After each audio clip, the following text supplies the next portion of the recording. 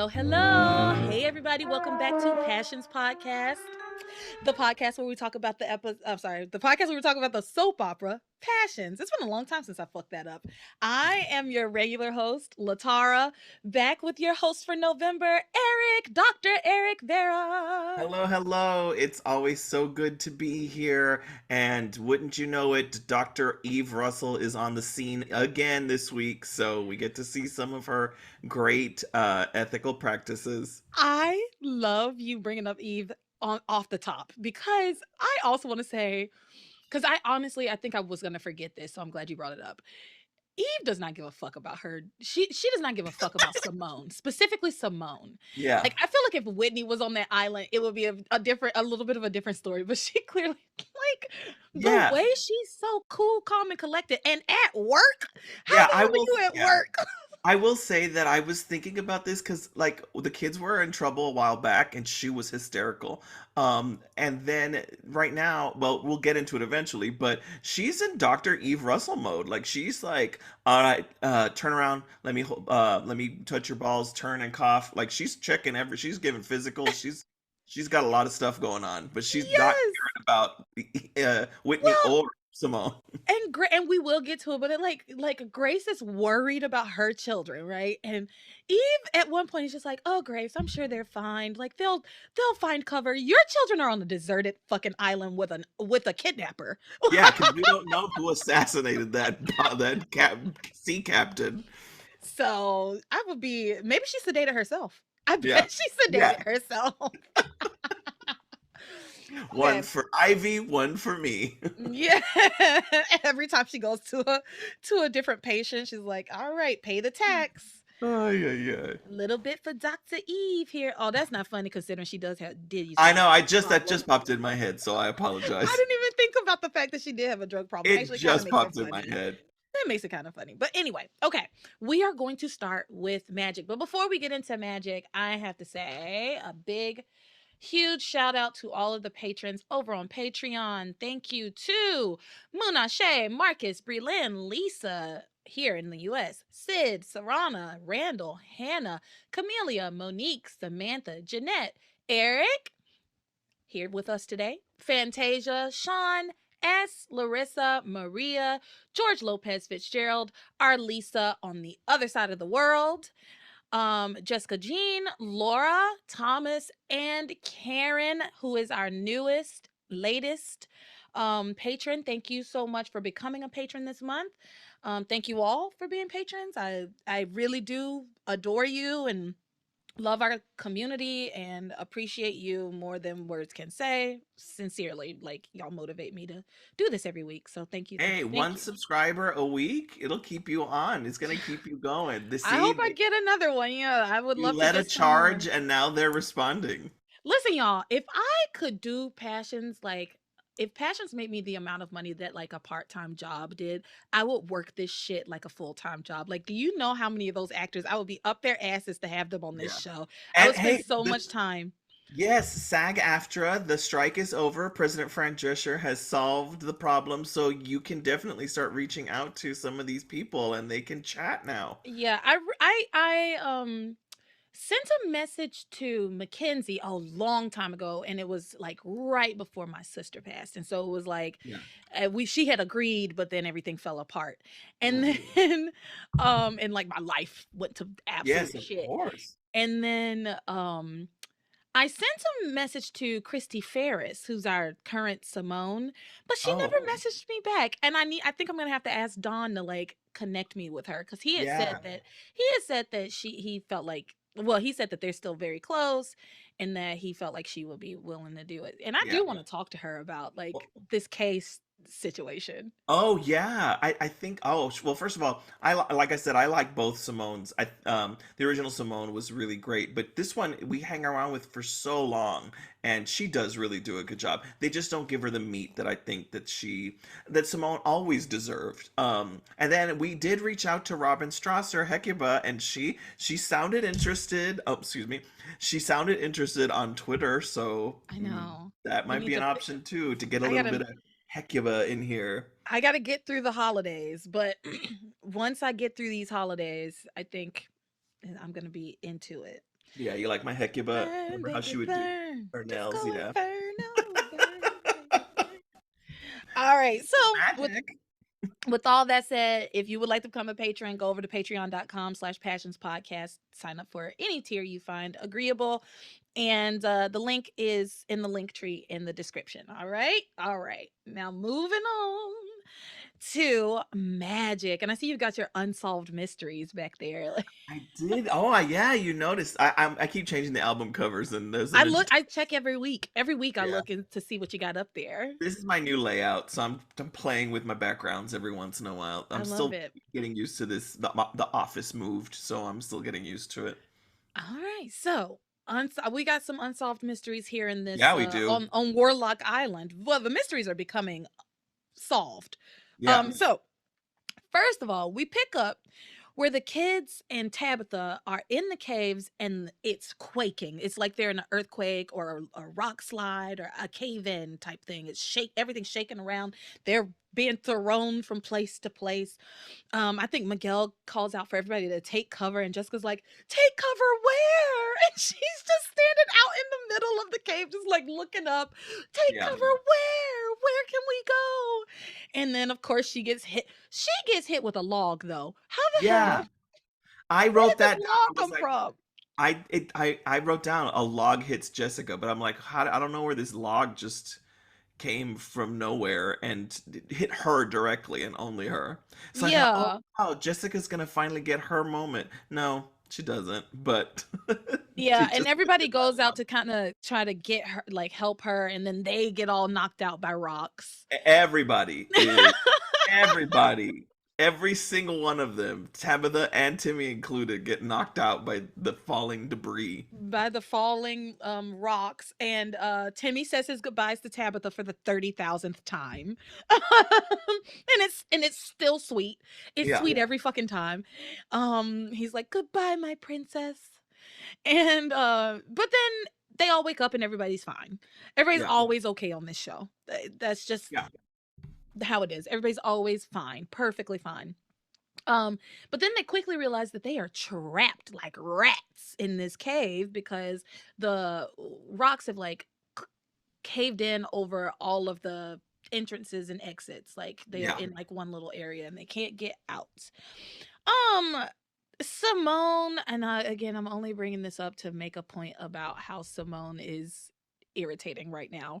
yeah, Simone turns to Kay and confronts her away from the group, of course, not out loud, not, truly accusing her and exposing her to the group still. I mean, at this point, if it were me, either keep your mouth shut, piss, or get off the pot, right? Like, either yeah. keep your mouth shut or tell everybody, because now's the time. If you're going to do it, now is the time. Well, that's what it just annoys me about this friend group, or like what Passions does with these groups of people. It's like, you need to tell them, you need to I'm like, they're your friends too, and if you feel Kay's putting your life in danger, you need to tell the collective group. You don't just sit there and I know she's your best friend, but I mean, at some point, when do you got to do something? This is going to be an issue with the Russell sisters this whole week. Y'all, don't even get me. When we get to Whitney, bless her heart. I love the girl. I really do. And I appreciate what she's trying to do. But Yeah, the choices are yeah, ridiculous. Okay. So, sorry, excuse me. So Simone is like confronting Kay, telling her this is all her fault. If we all die, it's your fault. Kay says, I didn't want any of this to happen. Like, this isn't my fault.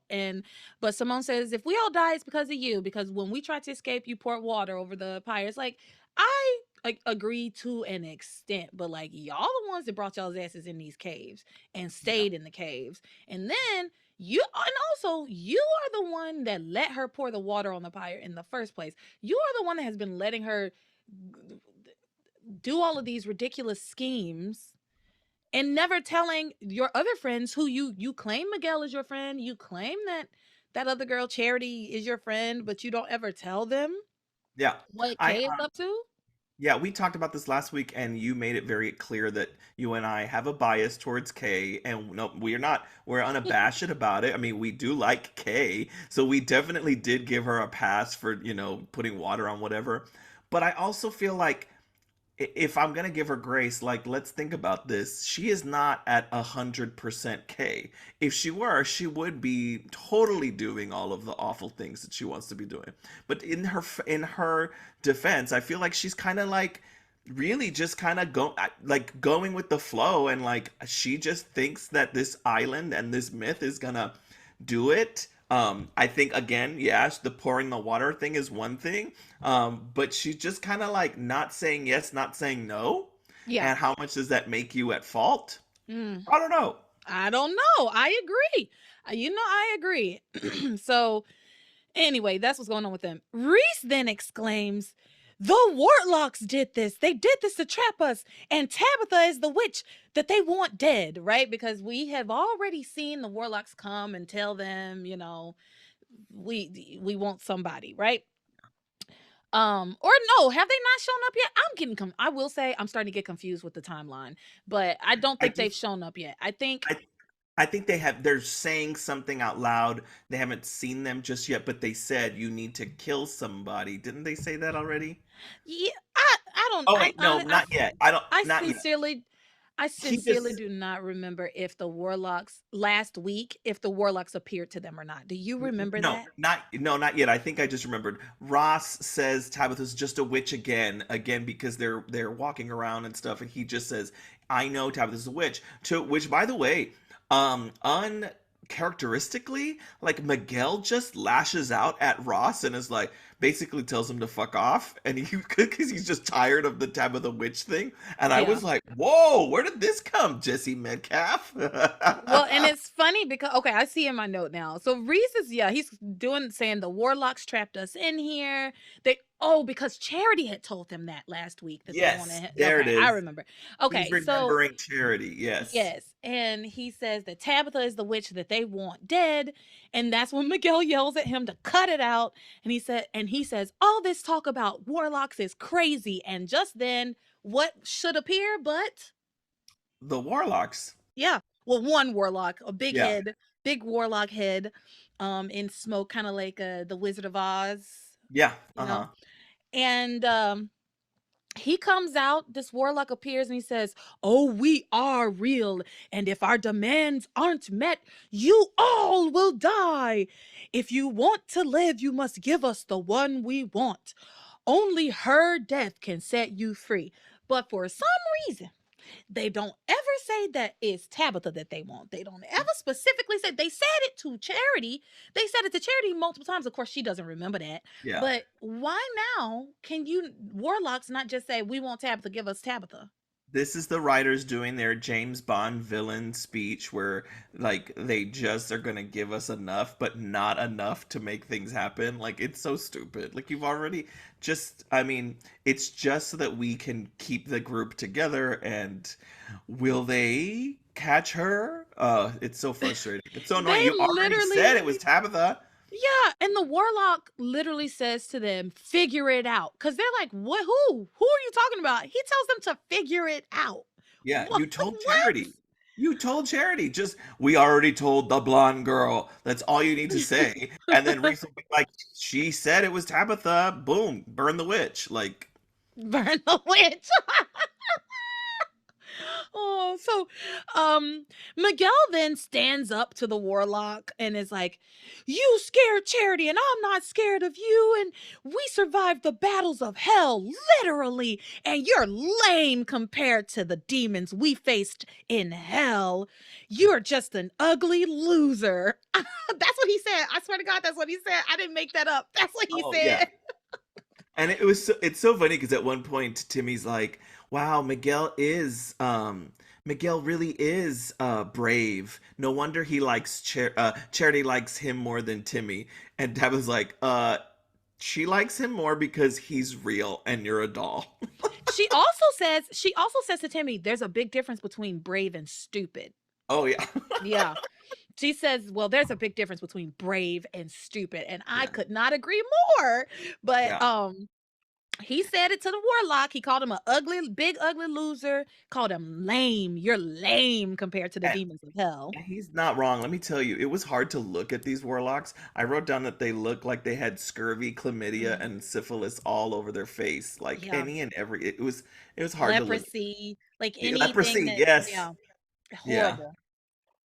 If I they keep saying they're like, we need to kill somebody, we need to kill somebody. If I were Tabitha, I'd kill two birds with one stone, and I'd be like, well, we all know each other. You know what he must mean? It's Norma, that 100%, woman up. 100%, 100%. The kids, I don't think the Children. kids would ever I've go for it, but Yeah, I agree with you. Be like, yeah, throw them on the children. path of Norma. She's crazy looking Yes, anyway. She's I've walking around with a seen you. skull. I've seen you take your first steps, Ross. You're like a grandson to me. It's Ross. obviously that Norma woman running up there. Have you seen she has a head in her overalls? You're We absolutely gotta right. kill somebody. Let's kill the stranger that's running around with a Let's head. kill the stranger. Yeah, God, that's hilarious. You're absolutely right. Yeah. Absolutely right. Yes, that's what she should have done, but that's not what Tabitha did.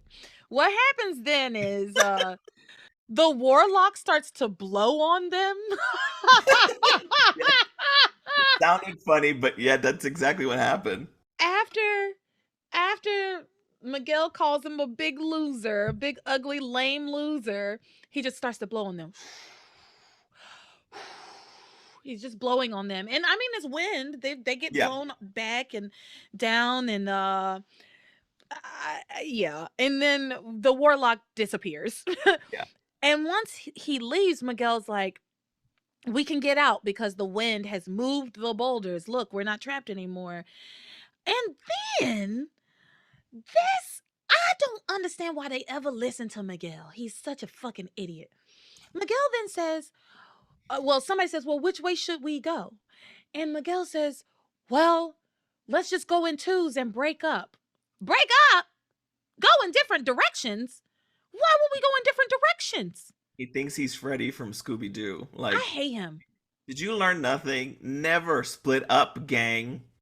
I can't stand him. He says they have to break into twos. And then Kay is like, I'll go with Miguel. Yeah, duh. But Simone's like, no, you'll come with me. And Miguel's like, yeah, no, as much as I would love to go with you, Kay, I really think I should stay with Charity. Like, yeah, of course you should stay with Yeah. Charity. Who did Y'all he should all try? stay together. Y'all should all stay together. This is stupid. Yeah. This is Who so did he stupid. who did he try and get Tabitha to go in a group with? Reese and Jessica.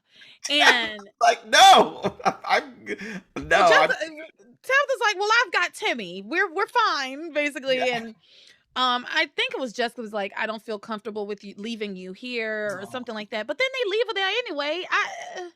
They I do a know she's whole rigmarole around it, and then she ends up by herself anyway. It was I know dumb. she's trying to kill them and could care less about the children, but I love how much they care about her. But you know what? It There makes was me a happy. moment this week where Tabitha's humanity started to show. She like, and we're gonna get there, but she literally says, "Let the others go. Take me. Yeah. Let the others go. Let the others go." That's not the Yeah. Tabitha I know and love. Okay, Yeah. but I love that. I do love that she did that actually. So Yeah. anyway, we're gonna get there.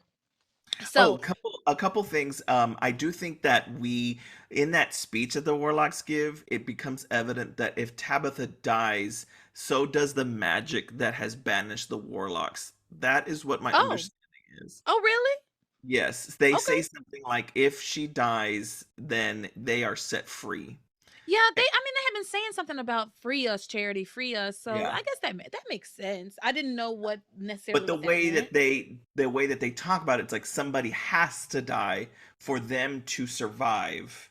Hmm. And so that's how it kind of gets conflated. Okay, because I'm still I'm gonna be honest. I'm still not clear on the magic here with the Well, the warlocks rules are and on so the hard on Pat, and they island change all the and time. because of initially they had no power whatsoever, but they seem awfully fucking powerful to me. And now I'm filling in gaps before the show because I'm like, well, maybe they have a lot of concentrated power just in the caves and they can't leave the caves or some shit like that. Yeah. I don't know. But they're appearing and disappearing and making other people disappear and causing storms, not storms, but rock slides and blowing on them. Blowing on them, I causing did. Yeah. wind storm, I guess you could call it. That seems like an awful lot of power to me. Like Yeah. for people who I was told again initially that they didn't have any power. Apparently Yeah. they're very powerful. Okay. Anyway, yes, dumbass Miguel says, let's break up into twos. Ugh. They all agree. Ugh. And so Tabitha wants to go alone. Reese starts making a scene about the warlocks, saying that the warlocks want Tabitha and that she's trying to escape and leave them all there. Miguel stands up for Tabitha and again tells Reese to like knock it off. And eventually everybody goes their separate ways. But when Reese and Jessica start to leave, Jessica says, "Aren't you coming, Tabitha?" And Tabitha says, "Oh, darling, you keep going. You go on ahead. I'll catch up." And they're just like, okay. No, stick together, people. We're staying together. And why would Ross not go like follow Tabitha to see if she's up to anything? What? Listen, honestly, Tabitha would be at the like finding out or figuring out if Tabitha was a witch would be pretty much at the bottom of my list of things to do. They Right can't even now, get out. I just Yeah. want to get the fuck out of here. Oh God, I said it last week and I'm gonna say it again. I'd be so mad. I would be so mad. Oh, I would be so mad. Anyway, ooh, fire hot. I'm not friends with any of these people anymore. Once we get off this island, lose my fucking number. Lose my number. Don't come by my house. No, I don't want to see any of you people. Yeah. So, yes, they all split up. Meanwhile, while Tabitha's by herself, Timmy like finds a cave painting. Yeah. Timmy finds a cave painting, and it's the history of the warlocks. It's like the history from the time they set foot on the island to the time that Tabitha got rid of them, basically banished them or whatever. Yeah. And she's on there, and she looks at it. She's like, "Oh my God, Timmy, that's if the children see this, they'll know for sure I'm a witch." But it was literally just like a blotch. Like it, Yeah. you couldn't. Yeah. There's no way you could tell that was Tabitha. Oh There's yeah, no way no. you could tell it was Tabitha. Sometimes they like straight up put her picture up there. This one, it was like chalk, and it didn't look anything like her. It was just like No. you could tell it was a witch. Like I couldn't even tell it was a witch. I was like, that's a person in a cloak. it I don't looked know like what that is. pilgrimy clothes. I guess Yeah. that was as close as I could get to like. Yeah. I Yeah. was like, this is not, that don't look like Tabitha. Who would Yeah. see that and think, oh, it's Tabitha now? The other part that would probably tip people off is that Timmy was there too. And Timmy was like, Yeah. how the hell am I in there? And Yeah. I guess that was But one of her they old Timmy explained balls. that's what. But see, I thought maybe Tabitha would say that, but she never said it. So I didn't was say it. like, I was like, oh God, are we gonna time jump? I thought maybe something magical was gonna happen, but I was like, Tabitha just needed to say like, I've had, duh, like I've made several of you. You know that, like. Yeah. Yeah, that's what it is. It's one of her old Timmy dolls, I guess. But so if they saw like the little like That they is. worked that out, then it might be, but I mean, he was also just a little blotch, Yeah. so Tabitha then devises a plan to keep the kids from seeing it. They just cover it with mud. Great. Fine. Wonderful. She covers it in mud. And then when Reese and Jessica come back and find her, Reese is like, what were you trying to cover up? What is this? Da da da da. And she's like, oh, darling. I'm sorry, my Tabitha's so bad. Wait, I gotta do that thing that Lisa told me to do. Wait, Lisa told me to let out all my air. Oh, I can't. Some days I can do it and some days I can't. Yeah. Reese, Ross, those were dirty pictures from the 60s, basically. Like Yeah. she said it was dirty pictures from hippies in the 60s, and I covered it up so you kids, your virgin eyes wouldn't have to gaze upon these filthy paintings, cave paintings. I know, Ross. You full well have never seen a pair of titties, and I didn't want your first time to be here in this cave. You do a great, Tabitha. That's great. It's years of being like pain and suffering will come to all the citizens of Harmony. You're so good at that.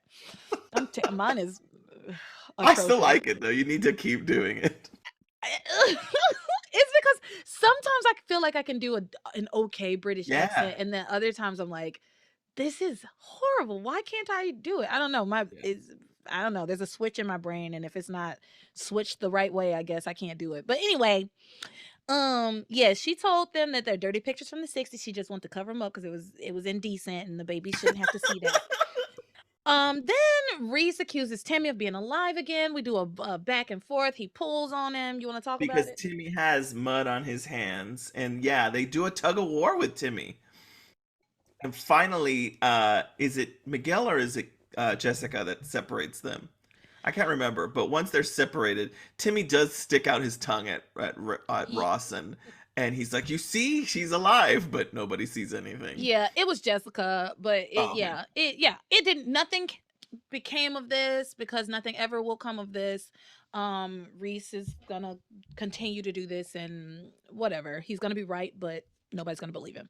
Yeah. All right, so let's skip over to where our dear friend Kay is on the trail, on the dusty trail with Simone inside, and they find like railroad tracks. And it's so again, we're just using the mine shaft set. Like Yeah. they just decided to use the mine shaft set. So they find this like these tracks, but then they separate for absolutely no reason. Like I don't know. There's Yeah. like a little place to cross over. They now have like gone way above everybody else. Like they're like elevated in like a higher cave than everybody else who's down below. And we only know that because there's like I'm sorry y'all. It's so hard to describe because the set didn't make a whole lot of sense. But But like you this said, it's definitely the the mine shaft set yeah, yeah. they There's like use. a hole in the ground that Kay doesn't really notice. And so she at one point is like looking up because she can see a light coming from somewhere. She's like, maybe we can get out that way. And she kind of steps backwards and she kicks like a first she kicks like a rock, like a decent size, like grapefruit size rock down in there. And then and she doesn't notice, and then she kicks something else, and it's like a big I guess you call it a log. It was We got like a a lot of piece of logs. timber. It was a big Yeah. piece of timber. It clearly was used for it was part of the tracks, part of the railroad Yeah. tracks. And it starts to fall down in there. Now, it is at this point that she turns around and she sees down below is none other than Charity. Yeah. So she didn't do this on purpose. Like that's why I cannot fault my girl for this. She did not do this shit on purpose. She knocked it and then she looked down and she says to herself, "Oh my god, it's gonna kill her." And she's looking down. She ain't yelling timber. Ah, she ain't yelling timber. It's going down. It is. Charity's gonna get murdered by her own Yeah. cousin. It's an accident though, accidental Yeah. homicide. So anyway, she yeah, it's a manslaughter at best. So she looks down there and she goes, "Oh my god, it's gonna kill her," and she kind of gets a little smile. Oh my god, Kay Yes. is horrible. Yeah. And of course, Simone comes back and she notices it and she yells to Charity to watch out. She's like, "Charity, look out!" And then Miguel jumps in and covers her. And then Simone and Kay get down there, which they were way above. Like the way they Yeah. showed it was that they were like stories above, like maybe three, maybe four stories above where the Charity and Miguel were. They made it down there at light fucking speed. Yeah. I don't know how gravity and time works in Harmony or a Warlock Island, but I know if it wasn't a whole episode that went by or a commercial break, that thing fell and it had time for for Kay to respond and for Simone to still not say anything and then Simone to say something. So I was like, how long was that thing falling for? And then they just showed up real fast. And then they just showed up down there and like it's not like they didn't take the direct route down. Like, it's not like they Yeah, jumped down into the hole. yeah, They went back around the path and had to go down and find, like, they got there so fast, but whatever. Yeah, they get down there and um everybody's okay. Simone, I'm not Simone. Kay is fine. Oh, God damn it. Charity. I cannot say this girl's name to save my life. Charity is fine. Miguel is fine. And then they hear like the commotion between Reese and Tabitha over Timmy. Um, Charity says she has a feeling that the warlocks are watching them and waiting to make their move. So they go and find Reese and I think they do break up the little fight over Timmy. yes, And Charity says she has a feeling the warlocks are waiting, watching them, waiting to make their move. And then, of course, the warlock appears again and tells them to give them the one that they want. And Miguel again yells at the warlocks and says, "You don't want to mess with me." Shut the fuck up. I'm sick of him. "You don't want to mess with me. I've been to hell. I fought demons." I mean, honestly, if I did go to hell and I managed to survive, I think I'd be a little cocky. Yeah, let me be honest. You know what? You are absolutely right. If I went to hell, and I honestly, I think I said this during that storyline. If I went to hell and survived and came back, that's the only story I would tell for the rest of my life. You did say that. Yeah, you I did. would be telling that story to the day that I die. I went to hell. I know it exists. And Picture it. Hell, 2001. yeah, exactly. I would be telling that story all the time. So you know what? It actually does make I just don't like Miguel. I just Right. don't like Miguel. I hate him and I'm gonna nitpick every single thing he does because Yeah, I cannot stand this boy. I can't stand him. yeah, Um and that's all based on how he did Kay last week. Like I already didn't like Miguel before last week. The way he did Kay last week put me in the yeah, firmly in the I hate Miguel camp. Hate him. yeah. Hate. Hate him. A Anyway, question just popped up for me, but it'll have to be for like an after show thing at some point because I'm like, oh, this is a good question, and you just well, made me. what is it? I might cut it out. We'll talk about it. But I want to know. Now you said it. I want to know. Yeah. I every time I hear the Passions theme song, I play it in my head as a character singing it. About do you have a couple that you are singing it in? Like, who do you when you hear it? Who are you thinking about? Because I know who my answer is. When I'm singing the Passions theme song, and maybe this says something about me, but I just am singing it about myself. I guess I don't know. Like Oh, it's very like how pretty. it's very. You know what it is? It's very nostalgic. So I think Yeah. when I hear the song and I'm singing it, it fills me with like this nostalgia and it kind of transports me to like being 12, being Me, 13, me like too. being in so I don't even think about Like I literally never even think about it in the context of the characters, but that makes sense. I think about well, first of all, I agree with you. I remember shit for years. Like when I was I hope I don't get in trouble for this, but illegally downloading music on Napster and LimeWire. I'm pretty sure that's I think you're fine. one of those is where I grabbed the Passions theme song in the full version. Because at the end you Oh. have this all like oh yeah, and it just keeps going and it's really long and like Ooh. yeah, the whole full version. Yeah, I Oh, have it. I think it's do on you my still have phone. it? I think so. Oh my gosh. And yeah, I used to of course illegally download all kinds of music and stuff. But I mean, I'm pretty sure the statute of limitations has passed on LimeWire crimes. When the next week when we come back and you're like, here's our new host. Yeah, next week I come back and I'm like, "Okay guys, well the FBI got me." Um Because I downloaded let's see what cuz Air I Force. downloaded Yeah. Avril Lavigne's album in 2000. Complicated. Yeah, cuz I downloaded Complicated cuz I thought she was hardcore. I did. I had the hugest crush on Avril Lavigne. Still do. Really? Or Melissa, if that's the conspiracy that she got Is that her real name? replaced. Well, they say that Avril Lavigne like got replaced by this fake Avril Lavigne years ago. There's a conspiracy theory about it. I could see that because I will say when hey you I don't like your girlfriend came out, I was like, is this real? Is this really Avril? Like that, I was shocked to hear Yeah, her singing that. So that's you who. know That's what? who. You I'm gonna sing give a that little song to credence to Miguel. it. I think there Yeah. could be something there. All right, so let's finish up. The warlocks respond to Miguel saying that he's been to hell and that he's fought demons by saying, well, now you will all die. You will be buried here for all eternity, and then the caves start to quake again. So Yeah. you're all gonna die. We're about to bury you. The rocks start falling. Reese then says, "I've got a signal on my tracking device again." On his Somehow, Palm Pilot does absolute Pilot everything. does everything.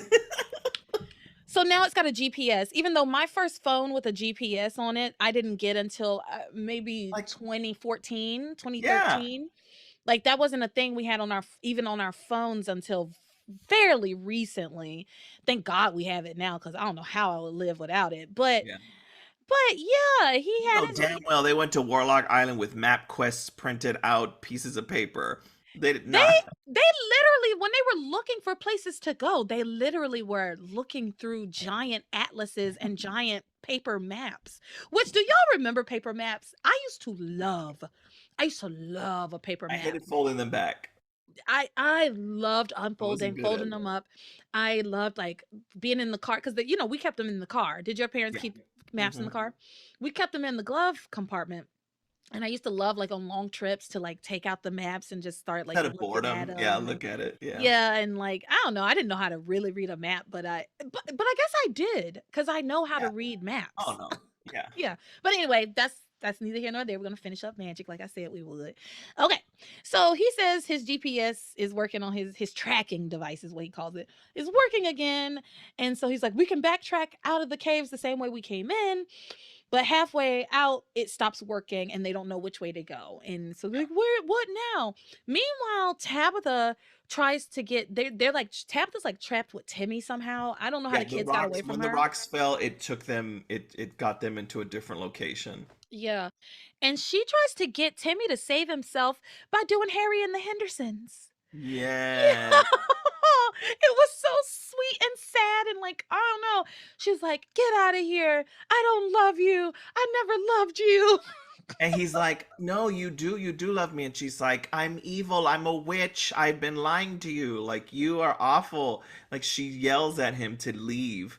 And finally, it takes forever for him to. And I mean, we even get a beautiful ass montage of their like all of the things Timmy has done to Tabitha inadvertently, Yeah. and it was a very different one than like their highlights of drinking martinis and stuff. Like, no, this was definitely like when Timmy cut her head off, when Timmy accidentally hit her with a rock, when Timmy threw a martini in her face. Like, it was definitely specifically for like a breaking up It was a montage. lot of mishaps. It was great. It was wonderful because then when it came out, Tabitha, of course, is she truly is sad.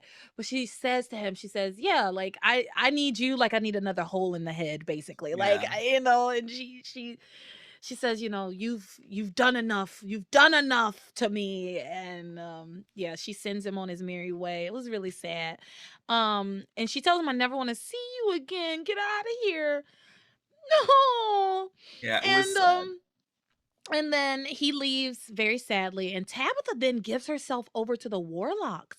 She tells them when they come out laughing, she says, um, "Let the others go. Take me. Let the others go." I mean, come on, that's awesome of Tabitha. Tabitha doesn't that's unlike Tabitha, but I Yeah. think it was really just let Timmy go.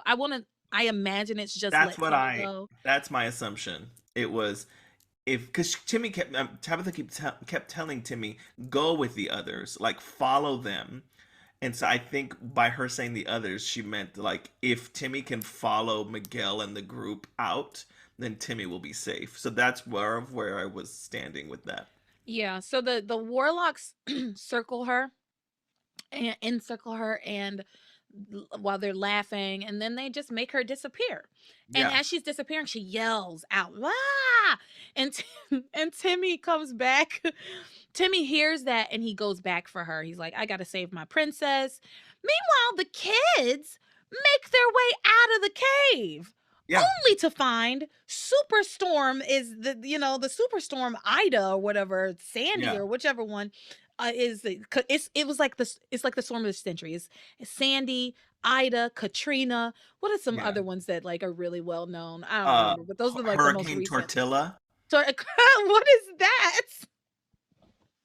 It was from a Vine. Hurricane Katrina, more Like Hurricane Tortilla. Tortilla. Yeah, I forgot about that. Yes, I forgot all about that. Yes, So we're in the middle of Hurricane Tortilla, which they're would in the probably be a name that Rebecca and Gwen would name it. 100%. They come out and yeah, you out of the frying pan into the fire, right? Like now we're in this storm. The kids are like struggling with what to do. Well, because Um, they realize they're like, oh, we got out, but how did we get out? Well, who's missing? And it's Tabitha. So yeah, they are making the realization that Tabitha might be dead. And that causes them to go into a really cool, like a whirlwind of like, what do we do? And um, it was so cool because at one point Kay's like, we can't leave her. And I'm assuming her motivation was to keep Miguel on that island. I don't know, but she really says, I will miss Tabitha. She's the only one who ever understood me. yeah, And it made me so happy to hear. Again, I don't know what her motive was. I just thought it was very honest of her to be like, that lady knows I want to have Miguel and has helped me way too much. yeah. You know what? I think it was sincere of Kay. I Yeah. don't think it had anything to do with Miguel. I think at this point, Kay wants to get off the island. I think everybody Yeah. wants to get off the island at this point, including Kay. And because I mean, Kay's been through the shit at this point. You know, Yeah. she almost died last week. Yeah. Um, and so yeah, I really liked that moment too, where Yeah. she says, we can't leave Tabitha. She's the only one she understands me. Yeah.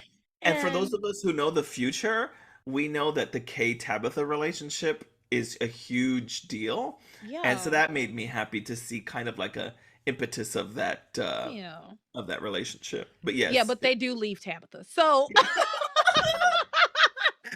and frankly, let me be clear to everybody. Tabitha would have been left. The first words out of my mouth would have been like, "She's lived a good life. Three, She's lived a good long life. We have to live ours. We're 300 children. years. We gotta go. She's lived a good long life.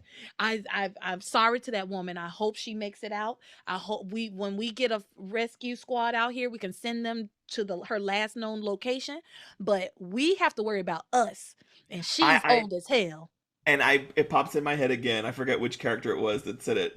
I think maybe it was Miguel, but about Tabitha being the chaperone. And he was like, yeah, but you don't have a really good track record of being our chaperone. Yeah, she doesn't, and she's never like an official chaperone. She just shows up. Yeah. But So, so anyway, they're talking about Tabitha and how the warlocks have her now, and Norma refuses to accept this. She's like, well, first of "No." all, we haven't even heard from Norma. She finally just all week where I was wondering, is she up there like just running around like an idiot, like going, Yeah. where are they? Did she leave? Where is she? No. Then once she hears that Tabitha could be dead, like you said, Norma hauls ass out of the bushes. Yeah, she's in the bushes and she raises her hatchet and she's like, "No, Tabitha is mine." And It, So, LeTara and I talked about this off camera, but the first thing we talked about was this particular moment because it caught us both off guard. We were like, Norma's been missing all week, and then all of a sudden she just shows up, axe wielding Norma in front of the kids. So she's like, no, Tabitha cannot die. I promised father I'm gonna kill that girl. yeah. She's like, "Tabitha's mine." She goes running into the caves with her axe held high, running in there. The kids are confused as fuck. And you know what? They were like, "You know what? It's whatever. Like, we have to find shelter." That's what they said. "We have to go find Yeah. cover." The acting was so good because even when she jetted out, they were all freaked out. Like the acting on all the kids' parts, they did a good job. And I I will feel say, like it wasn't even acting. Like yeah. if you see somebody do that, whether you know it's coming or not, it's shocking. And then I will say at one point Ross made me laugh because he's like, he was trying to make sense of stuff, but he just goes, and I don't get Norma. And I said, yeah, we don't either, so don't feel bad. I don't get it. Yeah, I agree with Ross on that one. Yeah. So the kids are super confused. Eventually, they run for cover, and then they have to cross another log. I didn't understand this. Reese brings up, oh, he looks over to the distance and says, "Oh, I hope that dam holds." So apparently, there's a dam on the island, on this deserted island, and he says, "Oh, I don't know if it'll hold much longer." And then they decide to cross a creek, I guess, because it was just a log. It couldn't possibly be a river. So Yeah. they like try, here we go again, walking across logs. Charity, I don't know what the hell Charity was doing. I guess she was holding the log. Do you know what she was? She just like bent down and was like, ow, da da da. And I didn't understand what she was saying. Because also, a reminder to everybody, the water is pouring down on these Yeah. poor kids. Like these poor actors, honestly, like if I pull Oh, myself I'm out of just sure they like were passions, drenched for hours. Yeah. I'm sure they were freezing. They had to be freezing cold. Yeah. And so water's pouring down, so it's loud. And they've got storm noises, and so I didn't understand everything that was being said. And so when Charity said whatever she said about before she bent down, I don't know what the hell she was doing. I just assumed maybe she was holding it steady. I don't know. So, Yeah. which was surprising to me that Miguel would let her do that instead of and like cross the log without her. But whatever. Yeah. Everybody gets up on the log at the exact same time. We're all on the log together. And then, of course, the dam breaks and the giant wave of water comes rushing down and takes all the kids out. That's where we ended with those kids, but we got to go back to the caves where Timmy hears Tabitha yelling and like she's in pain, right? He goes to find her and he can't get to her, but he can see her through the rocks. And the warlocks have her tied to like a medieval rack and they are tickling her. I'm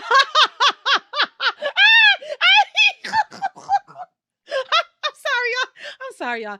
They are tickling her. One of them has a feather and is tickling her feet. Now, one does have like a little pitchfork and is like poking Kind her it's still very erotic. I'm sorry. yeah. It's Oh still yeah. very, because she doesn't look like she's in any danger whatsoever. He If like any of pokes y'all her. have ever seen the movie Euro Trip, it looks like Tabitha's at Club Von der Sex.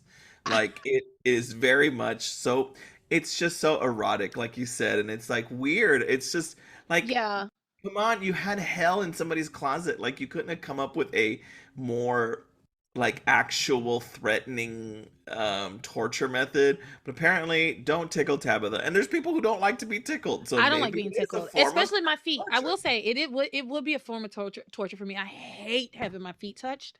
Yeah. And I especially hate like anybody trying to tickle my feet. Like, oh god, it's horrible. So okay, So maybe fair. maybe they I know just Tabitha's torture. I just cracked up because they were tickling her. Now they again, then they brought out the pitchfork and was like poking her in her side. And then one of them brought out some leeches, but didn't do anything with them. Mhm. And this is when Norma comes running in, starts banging on the rocks with her hatchet. She tells Timmy, like, it's get out of the way. Like, I'm not here for you, little one. She starts banging on the rocks and then she like pushes through the rocks and gets through. And then she fights with the warlocks. Her and the warlocks have a knockdown, drag out fight. And then they start tickling her. Yeah, it just spiraled so fast. So first, a couple things. One, Tabitha does tell Timmy, "I didn't mean what I said. I was trying to get you to leave. I love you. But get out. Like I'm gonna die." Then Timmy's like, she hears the breaking of the rocks. First of all, she's using a hatchet on the rocks, and we're getting sparks because I don't know how she expects to hatchet through these boulders.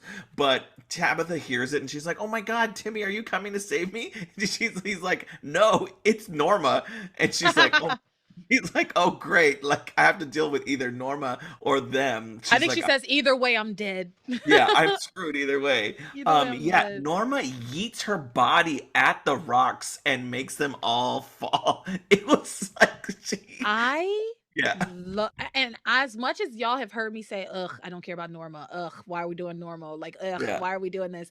This was hands down my favorite moment of the week. Her breaking through that wall of rock, solid rock, Yeah. with just her body and a little bit of her hatchet. And then the fight that ensues between her and the Yeah. warlocks, even though they both want to kill Tabitha, but between her and the warlocks, because the warlocks are like, we're not going to kill her yet. We're just trying to torture her for a while. And Norma's like, well, she's mine and I'm going to Yeah. kill her. Yeah. And so then they like fight and they're rolling around and they get her and they're tickling her and she's Yeah. screaming and it's so funny. It is so funny because she's like still in character, which again, she's a great actress. She is. I've seen her in thousands of things, but like, and she's having to play up camp and kookiness. But when they are about to fight, the warlocks are like, Tabitha belongs to us, and she responds, I don't see your name on her. So Yeah, it then was like that. It was very juvenile. yeah, so And Norma yeah. versus the Warlocks. She goes, "Wow, this is one of a kind." And Tabitha, so Timmy's like trying to help Tabitha, and Tabitha's like, "Well, it is the Clash of the Titans," and they are like, "Oh my God, this is one for the history books." So they basically take bets on who they think is gonna win. Timmy's money is on Norma, and Tabitha thinks the Warlocks are gonna win. Yeah. And yeah, they're going at it, the tickling fight of a century. Yeah, they're doing a tickle fight. So she it's so stupid. Yeah, It's it is just so so dumb. stupid. Yeah. So that's it. That's it for magic for this week. We're gonna move on to troubled marriages. Yeah, so brace yourselves. Grace is Grace ain't right. She What I wrote down, the first thing I wrote down about troubled marriages is I wrote, Grace wants to have her tomato soup cake and eat it too. And Mm, it pisses me off. yeah, she's not great this week. No, it's very annoying. She says some really she makes a lot of false equivalencies. Yes, I And agree. that's where I take issue with Grace this week. All right, so Yeah. let's pick it up. Grace and David are trapped inside of the shed together, remember? And they just recap all the same shit we already know about David and what he knew about Grace and We who were fucking married. cares. We were married, Grace. You were so happy, Grace. You loved everything, Grace. I loved making you cookies, Grace. It was so nice, Grace. This is, I mean, we gotta hear this for fucking ever. He's the worst. And so David very specifically keeps bringing up Ivy. And I think when you know what you know, when we know what we already know, it's so obvious, right? Planting so many seeds. It Yeah. becomes so obvious when Yeah. you know the future. I He- think when I was watching this back in the day, I don't know if I noticed that he yeah. kept bringing up Oh, Ivy, you know what I not mean? me. But now Not I me, because see the it. reveal got me and my mom. Yeah, The I reveal remember the got me and reveal my being mom. like, "What? Yeah. What?" Yeah, I didn't so see any of this. So looking at it again, it is very interesting to watch with what we know eyes. yeah. So he keeps bringing Ivy up. But Grace says to him, Sam loves me and I'm the only woman he loves. And David says, well, Sam is an honorable man. I'm sure he well, of course he would deny his feelings for Ivy because he's an honorable man. So basically saying he does feel that way about Ivy, but just so he doesn't hurt you, he's lying about But it. that's such gaslighting behavior. I mean, it's just like, to me, it's like flagrant that he is trying to penetrate this marriage. Um, well, that sounded funny, but I know what I meant. Like, I know what I meant. He To is break, trying to penetrate. He is. You yeah, absolutely he right. is. But it's really frustrating for me to watch him say these things and her letting him say these things. It's like you either, but again, he did come at a moment where their marriage was very fragile after the loss of the baby, all of that stuff. They have had the IV scandals. There's been a lot of friction here, and so Yeah. like it's very easy to wedge in there and really mess with her head. Yeah. And Grace is very easily manipulated. I mean, that is before Yeah. he ever showed up. Yeah. I will say this little caveat, and I've probably said this before because we've been doing this show for years at this point, and this is and this is a belief I like. This is one of my root beliefs when it comes to like relationships. When it comes to a relationship and you're in a monogamous relationship with someone, whether they love someone else or not is it doesn't matter as long as they love you, right? Mm-hmm. And Mm-hmm. that they make the choice. They choose when they choose you every single day, right? Monogamy is a choice. Every day you wake up and choose the same person. And the day that you don't make that choice anymore, that's when the betrayal comes in. But loving somebody else, you can love multiple people at the I same time. And if I you think don't, so too. But you and as make a long as, choice to be with one person. yeah, That exactly. is that is a powerful. Again, I 2001 was definitely working under the understanding of relationship status of the time. Hmm. That is old in itself, but here in 2023, you're like watching this, and it's like, what Sam needs to what cut off his arm to prove to you that he will not be with Ivy, like, and again, I know full well in my heart of hearts that Sam still has feelings for Ivy, but he has done everything you've asked of him to do and then some. Yeah. And but this guy came out of nowhere and you gave him everything. You gave him all of you Yeah. so fast. What irritates me about it is, I mean, I feel like even in 2001, it's like, even if I put myself in that framework, the whole Sam loves me and no other woman. I mean, you can love multiple people. I just feel like you love multiple people throughout your life, and you love them for different reasons, and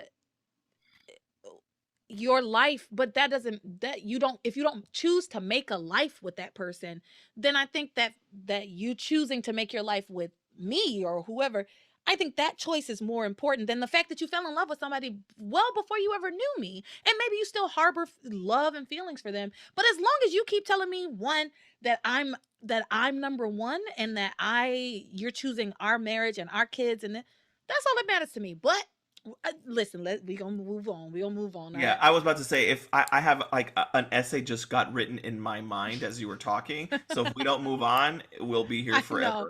We're gonna move Again, on because for another I'm day. still at my very first troubled marriage, and Yeah, we've I probably know. been here for like 20 minutes. So, yes, David then steers the conversation towards the kids, saying like, you must be worried about your children.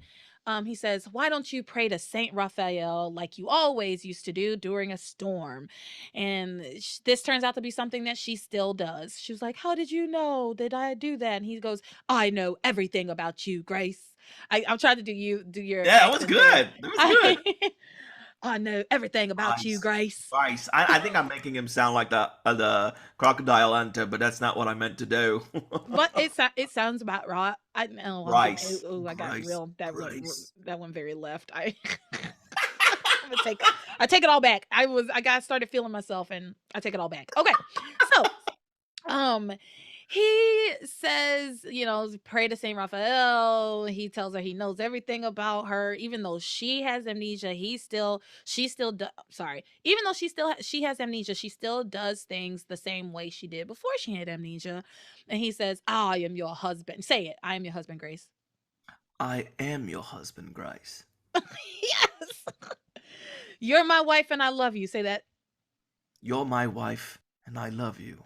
The Catholic Church only recognizes me as your husband. Say it, please. The Catholic Church only recognizes me as your true husband, Yes. not Sam Bennett, who loves Ivy. Ivy, right? I was always gonna throw that in there too, to just shove it in harder to hurt her more. God, and then we have weeks of this. This will not stop. It's gonna keep going too. Oh my god, it's so funny. Okay. Yes, he says all that bullshit. Then she starts. she starts to cry and she says that she wants her old life back and she wants everything to go back to where it was before he ever showed up, which should be your sign, David. Get the fuck out of town. Yes, exactly. But no, he continues to gaslight her. And he's like, "You don't think that I didn't imagine it this way? All I want to do is love you." And it's like, but like he goes, "I got here and I thought we would embrace and make love." And like, it was so annoying. Yes, this part, I was like, girl, what the fuck are you entertaining this crazy man for? Because Yeah. he says, no one believes me. He's so upset. He gets so upset. He's like, I hoped that things would work out between us. Like I had, like you just said, I thought that this was going to go very differently. Like, how did you think it was going to go after 20 something years? I don't understand I mean, I heard what he said about how he thought it should go. Yeah. I don't understand why he thought that's how it should go after And I'll 20 something years of and absence. let's give him humanity, like let's give him the human like response that we all would imagine, that we would hope that it would go well, that he would get there and she would see him. And what's the best case scenario? See, like they would embrace. But he didn't even know that well, the article said she had amnesia, right, at some point or something like that. I honestly I don't can't know. remember. They have all the details so mixed up at this point that it's like, and they're throwing in more and more little Yes, yeah. details, and so it's hard to keep up with what was in the Yeah. article, All of what that to say, wasn't. his best case scenario would have been that he unlocks her memory and they remember and that they leave. But like, how? She's got kids. She's been with him for 20 years. Like, you need to have had to have come down from what you thought was cloud nine, that the best possible scenario, to what you're at right now. But no, he gaslights her and he's like, "You don't think my feelings are hurt?" And I'm like, "Get who cares? Who gives a He fuck? doesn't remember you.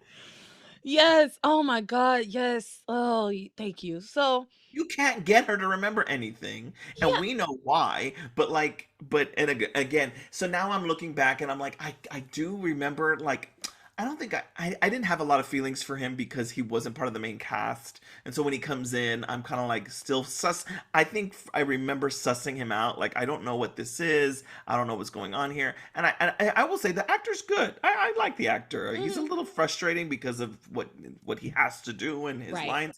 But um it's just, but at the same point, now I'm seeing it, I'm getting a little frustrated because I'm like, you're getting a little, not aggressive, it's not the right word, but you're No, getting, aggressive is okay, the exact right word starting, because that yes, is I was trying to find something within the vicinity of aggressive, but now with this latest thing, like the gaslighting is like really frustrating me because it's like, well, what do you want her to do? Do you want to just grab her head and shake it? Like, well, yeah, like I've been saying, I think this man could be violent because well, he did he abduct her. he said exactly, but also he says what we all did, what we just went over, that I didn't want it to be like this, and then he starts getting upset saying nobody believes me, no matter how much proof I bring, no matter what I do, nobody believes me. And then he like violently and Oh, aggressively yes. hits something and knocks some shit over, and Grace has the fucking nerve to have like this sympathetic look on her face, like, oh, oh, he's so hurt. He's so hurt. Yes, he's hurt, and now he's breaking shit. Girl, this man is dangerous. Yeah, He is dangerous. How the hell you so fucking mad? How the fuck are you mad? How the fuck are you mad? You just showed up yeah. after a 20-year absence, all flitting around the world. You don't even have a fucking address, which we'll get to. Oh yeah. Um, and you come in here, disrupt my entire life, kidnap me, disrupt my entire life. But you're angry. You're the mad. You get to be mad and break shit at my house. I mean, at my shed, because I don't have a house. But you get to break what little I have in the world. You're gonna break what little I have in the world. You don't have a house, but she's got a shed. She has a she shed. No, she has her little shed. They have their little shed in the backyard that didn't go to hell. So, but he's breaking shit in there. He like knocked some shit over on, like hit it violently. Like I Yeah. said, shit, they don't have much. This is all they got. Damn. Yeah, And he reminds her of that all the time because he's like, I'm not after your money. You don't have a house. he does. He says that a lot. He does say that a lot. And I would be like, see, look at him rubbing salt in the wound. This man is nothing but red flags all over. And you know what? I don't give a damn if the show gonna be 3 hours today. Here, I'm gonna just go ahead and say, listen, I'm going to continue to say until the day that this fucking storyline is over.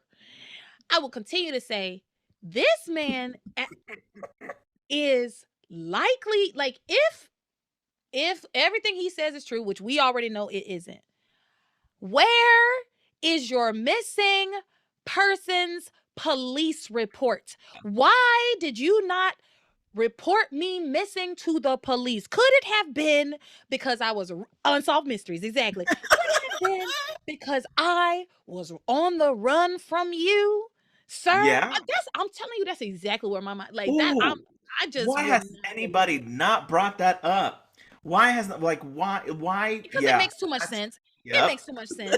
I because honestly, that was my initial thought is like, okay, well, if I went missing 20 something years ago and you exhausted every avenue to try to find me, where's the first line of thing, the first thing that you would have done, which is report me missing to the police. Where's the police report? How many real stories have we seen? How many Lifetime movies have we seen where somebody's always carrying around a missing persons poster? Or now in this day and age, it would be like a Facebook group or like a photo. Like, you have that. And to just show, I mean, in 2001, to be able to be like, look, I mean, I've been looking for you forever. Yeah. But there are no records of the looking. Now, he did give us that, like, I have friends that want us to be together. And again, Pilar and Eve should have been like, bring them on over here. Produce the friends, please. Yeah. Produce the friends. But anyway, I'm gonna move on. I know, I'm sorry, y'all. I just think that this man is dangerous. Even if you are looking at this without knowing the future, even though we know the future, we know what's going on, he just seems dangerous to me. Yeah. Like, Yeah. I don't know, but Well, especially after this last stunt, like hitting and hurting yourself, like that out of frustration, like I what's don't want no man who's around here punching walls and kicking shit. No, thank you. When you get upset, you punching shit and kicking shit. Because one day that could be my face.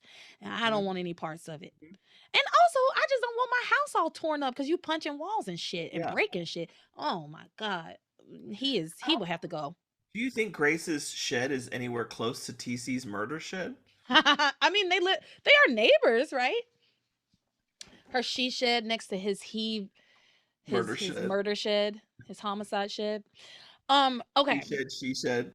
by the seashore. Uh, okay, so anyway, yes, he gets upset. He starts breaking shit. What little Grace has in the world, he starts breaking. And then Grace seems to have like this sympathetic face towards him. She's like, "Oh, he's so hurt." Then he starts bleeding, basically.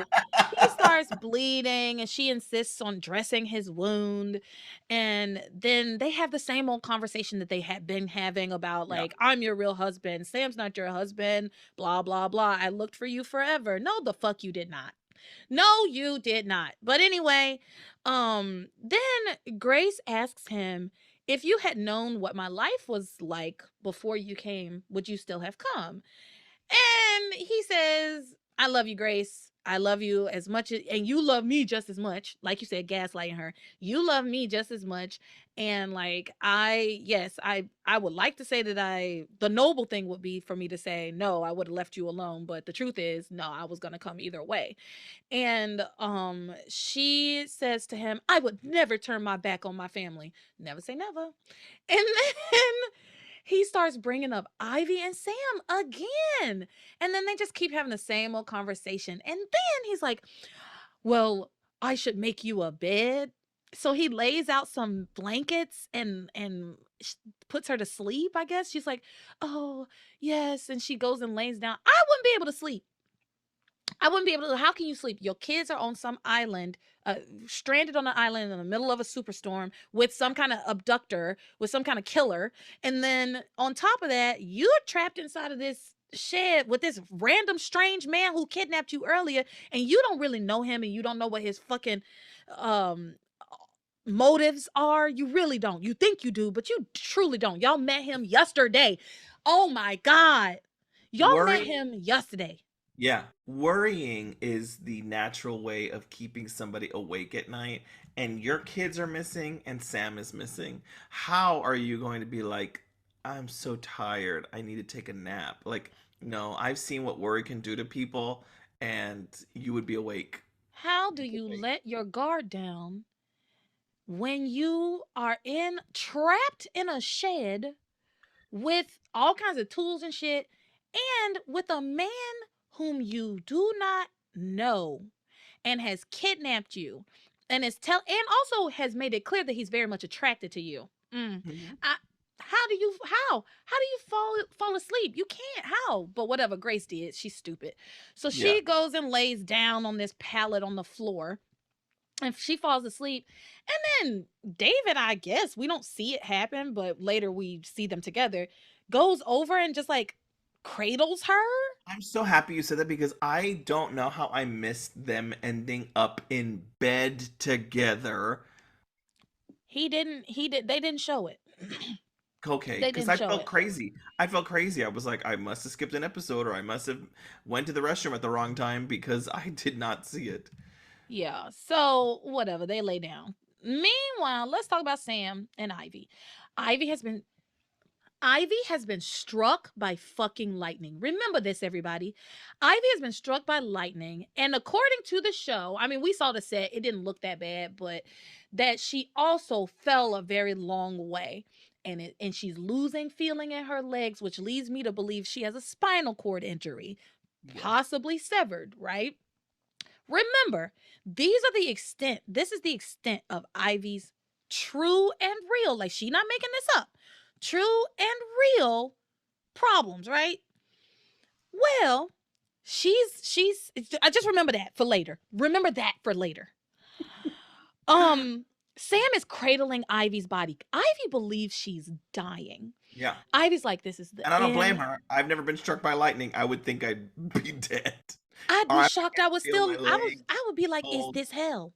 I would be Yeah. like, am I did I is it Yeah. I did it. I'm in hell now cuz I got I struck know by what I did. lightning and fell. And so anyway, she's dying, she thinks. And she does not want Sam to leave her alone. I get it. Like it's storming, it's raining. Oh, I He would never wants to want to. go and get Yeah. help because he doesn't have a signal on his walkie-talkie. Yeah. But he she won't let him leave her, and I totally understand that. Oh, who would? I also understand Sam. It probably would have made sense for him to really Like put his foot down and say, prioritizing I leaving. want to save you. He's a Yeah. fucking first responder. He should know Yeah. how, you know what I mean? Like you should know how to deal with victims and put what's best for them ahead of what they want. But Anyway, Ivy is no ordinary victim. no, It she's not. yeah. It's So she doesn't want to leave her, and then she like starts to pass out, and he brings her back around. He's like slapping her face, like Ivy, wake up. She's going in and out of consciousness. Poor lady. She wakes up and she tells him how much she loves him, and that he was all that she ever wanted, and she tells him she starts to reminisce about their past, and um she tells him that she said asked him about a note that he left. She said, "Remember that note you left me? It said, 'I love you and I always will forever and a day.' that was You pretty. remember That was really pretty. she asked if he still loves her forever and a day. It was sweet. Oh, And that broke that hurt me. he I know says to Ivy her, who she is, but forever and a day is I powerful. mean, I don't know. It's really he pretty. says to her, "Yes, I remember the note," but then he doesn't say anything about loving her forever and a day. He keeps that to himself. He's struggling.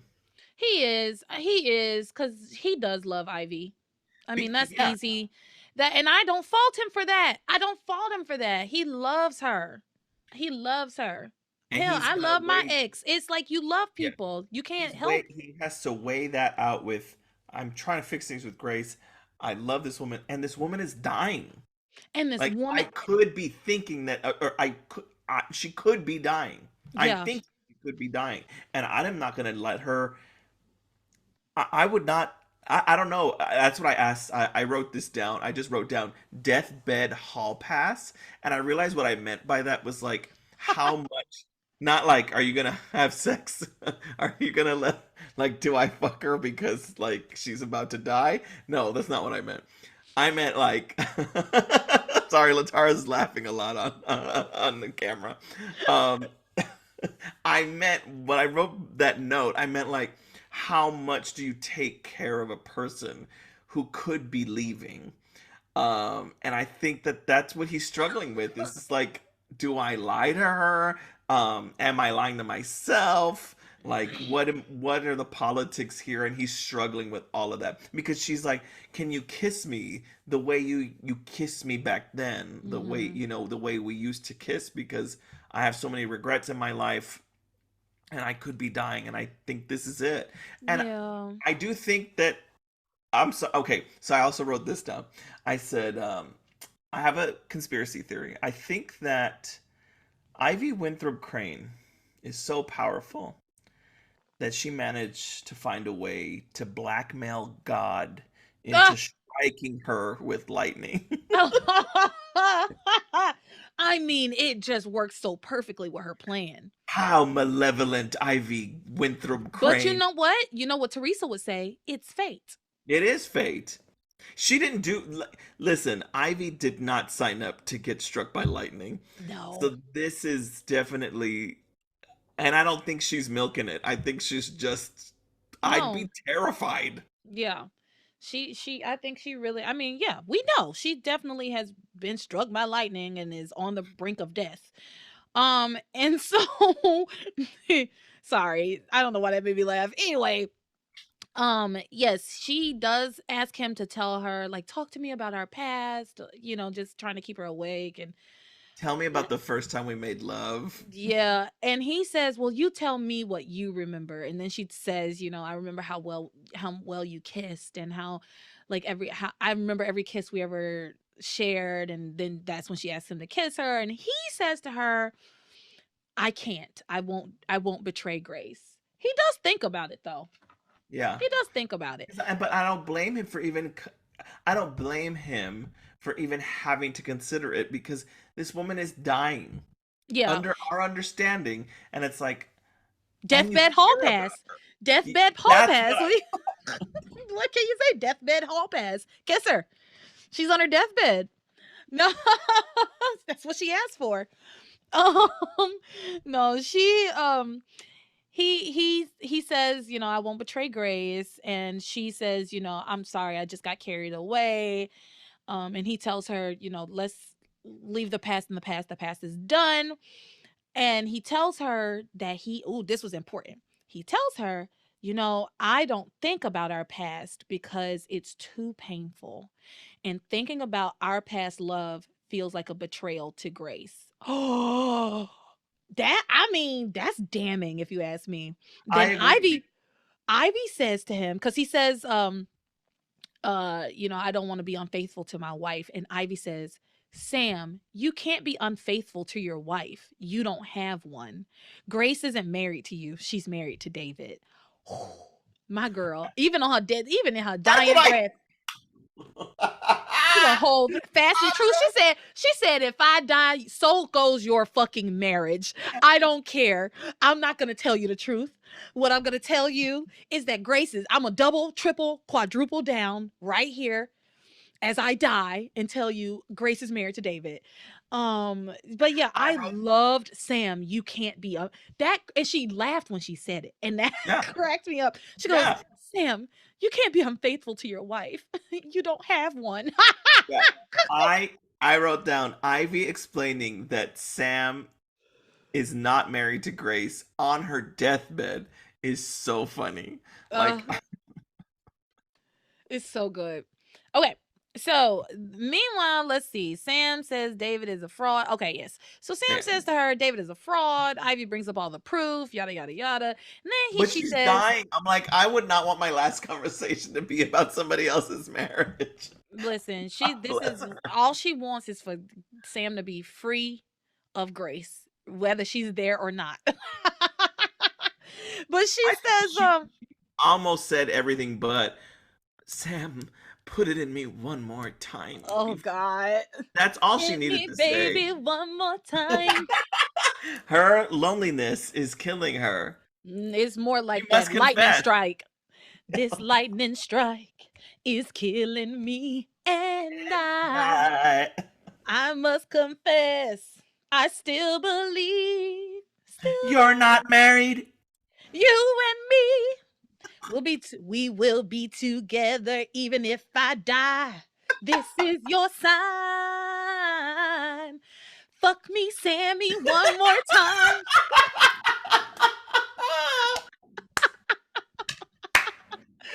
Okay, that's enough of that. That's enough of that nonsense. So yeah, so he says David is a fraud. And then Ivy brings up, oh, what about all the proof? The marriage license, yada yada yada. And then she says, uh, Sam says Grace loves me, not David. And Ivy says that may be true, but she's married to David. And then Sam finally gets a signal on his walkie-talkie, and he's able to call for an ambulance for Ivy. Yeah. Um, and Ivy admits to him that she was happy when she heard about all the shit with David. She Yes, she admits, did. Yes. yeah, but then she says to him, but now I get it that even with David in the picture, that you're never gonna give up Grace. So again, Ivy is doing two things. It's like, I'm doing my deathbed quote confessions, but also just in case I live. Just in case I live, I'm gonna lay this little groundwork to make you believe that I'm like done chasing after Yeah. you. So anyway, the EMT show up and they mention to Sam that they haven't seen Grace because Yeah. he asks about like the shelter and Grace where she's supposed to be at the church, and they say, well, we've been to the shelter and Grace isn't there. And so he sends Ivy off with them and goes to find Grace. And he goes to the shed where he finds the tree that is trapping her and David inside. He moves the tree, of course, fine as hell, moving that tree. Why would you ever choose David over Sam? This man literally is moving a tree for you. A tree. He was building a house from the ground up, shirtless, 2 weeks ago. Fine as hell. Also is extremely loyal. Truly. I mean, he did lie to you about Ivy, but he did it. I mean, I don't agree. I still don't agree with why he did it and what he said why he lied to her about Ivy. I don't agree with that and never will. But I can get over it. Men have lied to me about a lot worse things. Truly, I could get over it. It's lesser men have lied to me about more. Let's say that. Men who certainly could not build me a house. I'll forgive a lot of things for a man who could buy me some land and build me a house, a nice house. I would let a man treat me pretty badly for a while, at least until my house got built. I, Then I kick him out of it. I'd let warlocks strap me to a medieval table and tickle my feet for a Not nice those house. warlocks. Well, yeah, for a nice house, if it was just like only for like 30 minutes, I would let them do that. For a nice house, yeah, that's Every easy. 30 Light work. minutes, your house goes up $100,000 in value. Light work. Light work. Yeah, definitely. I can do that for a few hours. It would suck, but what's that for a life of stability in a home Yeah. that is paid for? Anyway, listen to us. We so poor millennials. We just we're pathetic. What would I do for a little house? Like a Yeah. 3 bedroom, one and a half bath. I was gonna say, Grace's shack looked really nice. I could I make that know. shit I could make a cozy. tiny home out of that. I could make that was big, nice big shack. Okay, so he goes to the shack and he moves this tree out of the way, opens the door, only to find Grace and David's arm in his arms on this little pad that he's made for a bed. Grace wakes up, runs to Sam's arms, and says, "It's not what you think." And Sam says, "I'm sure it's exactly what I think, and I don't blame you, Grace. I think that David was trying to take advantage of you." And of course, she defends David and says, like, I "Oh don't know no, how we were Sam did trapped." not murder him on the spot because when he walked in, David opened up his eyes and gave him the smuggest little look. And I was Hmm. just like, I don't know. I don't know how Sam didn't murder him right there and then. Yeah, she says, It's not what you think. He was a perfect gentleman.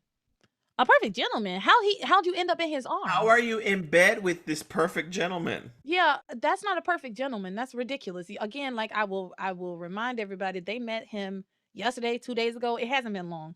It's been as long as the kids have been on the island, and it's been like 2 days. Like it's really it's been as long as they've been in Bermuda too. That's 2 days. It has not been that long since they even met this man for the first time. So anyway, um, da da da da da. Where was I? Oh, she says everything was fine. Then Sam tells her about Ivy. She gets this kind of look in her eye, but I think she understands. So they go over to the hospital, and Eve and Pilar happen to be there. Pilar, girl, go home. What are you doing here? At one point during Hurricane Tortilla, they said that they're like all hands on deck, and Pilar's like, I'll go with Eve to see if I can help at the hospital. Oh, That okay. Is that true? Oh, okay. like a couple of episodes, like not this week, but like last week or the week before, whatever. Cause my ass would be at home. Why? It's a hurricane out there. Yeah, She need to figure out where her kids are. yeah, because Miguel, she knows Miguel's missing, and God only knows what's going on in Bermuda. Because both she's got two kids over there. Hmm. She don't care where Paloma's at, and Antonio's a lost cause. So She forgets about Paloma until what, 2004. Like it takes her so many years to remember. Oh, that's right, I did have that other daughter. So anyway, they're at the hospital. Even Pilar, they recap some things to each other, kind of thing. And then yeah, that's when Ivy is brought in, and Eve goes and examines her and tells her that she needs surgery. It's the and it's dire. Ivy has some spinal injuries, and Ivy says to her, "Well, I'm not going into surgery until I talk to Sam. Like, I need to talk to Sam. I have to talk to Sam before I get surgery because she's scared that she will die yeah, in surgery." Understandable, if you got something you want to get off your chest before yeah, you really are very close to dying. Okay. And so she won't sign the consent forms. That's when Grace and Sam show up, and David, of course, third wheel, show up, and Eve explains the whole situation to them. Sam, like, doesn't I don't know if it's that he doesn't want to go and talk to Ivy as much as he's being performative about yeah, not wanting to go and talk to Ivy. yeah, But Grace insists that he go and talk to her, and he then Sam tells Grace, like, "I love you, you're so understanding." And then we cut to this quick little scene of Ivy in the bed by herself, and she says she needs to tell Sam the truth. yeah. Which I'm Mm. like, we don't know what the truth is. What's the truth? So then Pilar's in there, goes in there and is comforting Ivy, and then I will Sam comes in. Yes, and I will say that this part made me so happy because Ivy says, I don't know what's going to happen and I need to have a conversation with the three people that I love the most in this world." Hmm. And she specifically says it is Pilar, Ethan, and Sam.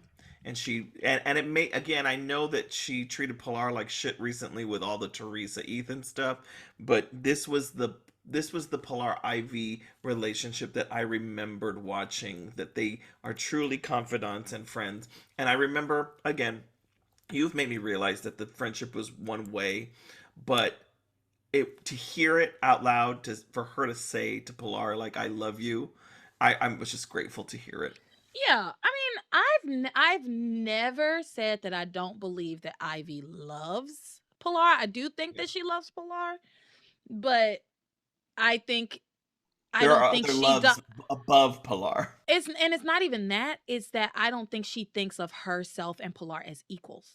Yes, I you think that's what made my me issue realize that. is. Yeah. I think that's what my And issue that is hurts with me. her. That hurts me as a Latino looking at this, put like, it just hurts me because I'm Yeah. like, it's hurtful. It's just hurtful. Especially if you saw it one way and now as Yep. rewatching it as an And I'm adult and looking at it years later, and I'm like, yeah. ugh, I thought their friendship was something else, and I'm seeing, And it's like the same old trope, you know. yeah, I understand that because yeah, you know, I feel yeah, like black women deal with that too, like just being like the sidekick, the friend, yeah, the yeah, you know, and so I would hate to have thought of a relationship my whole yeah, life and then get old and be like, oh, wait a minute, they don't have that great of a friendship, actually.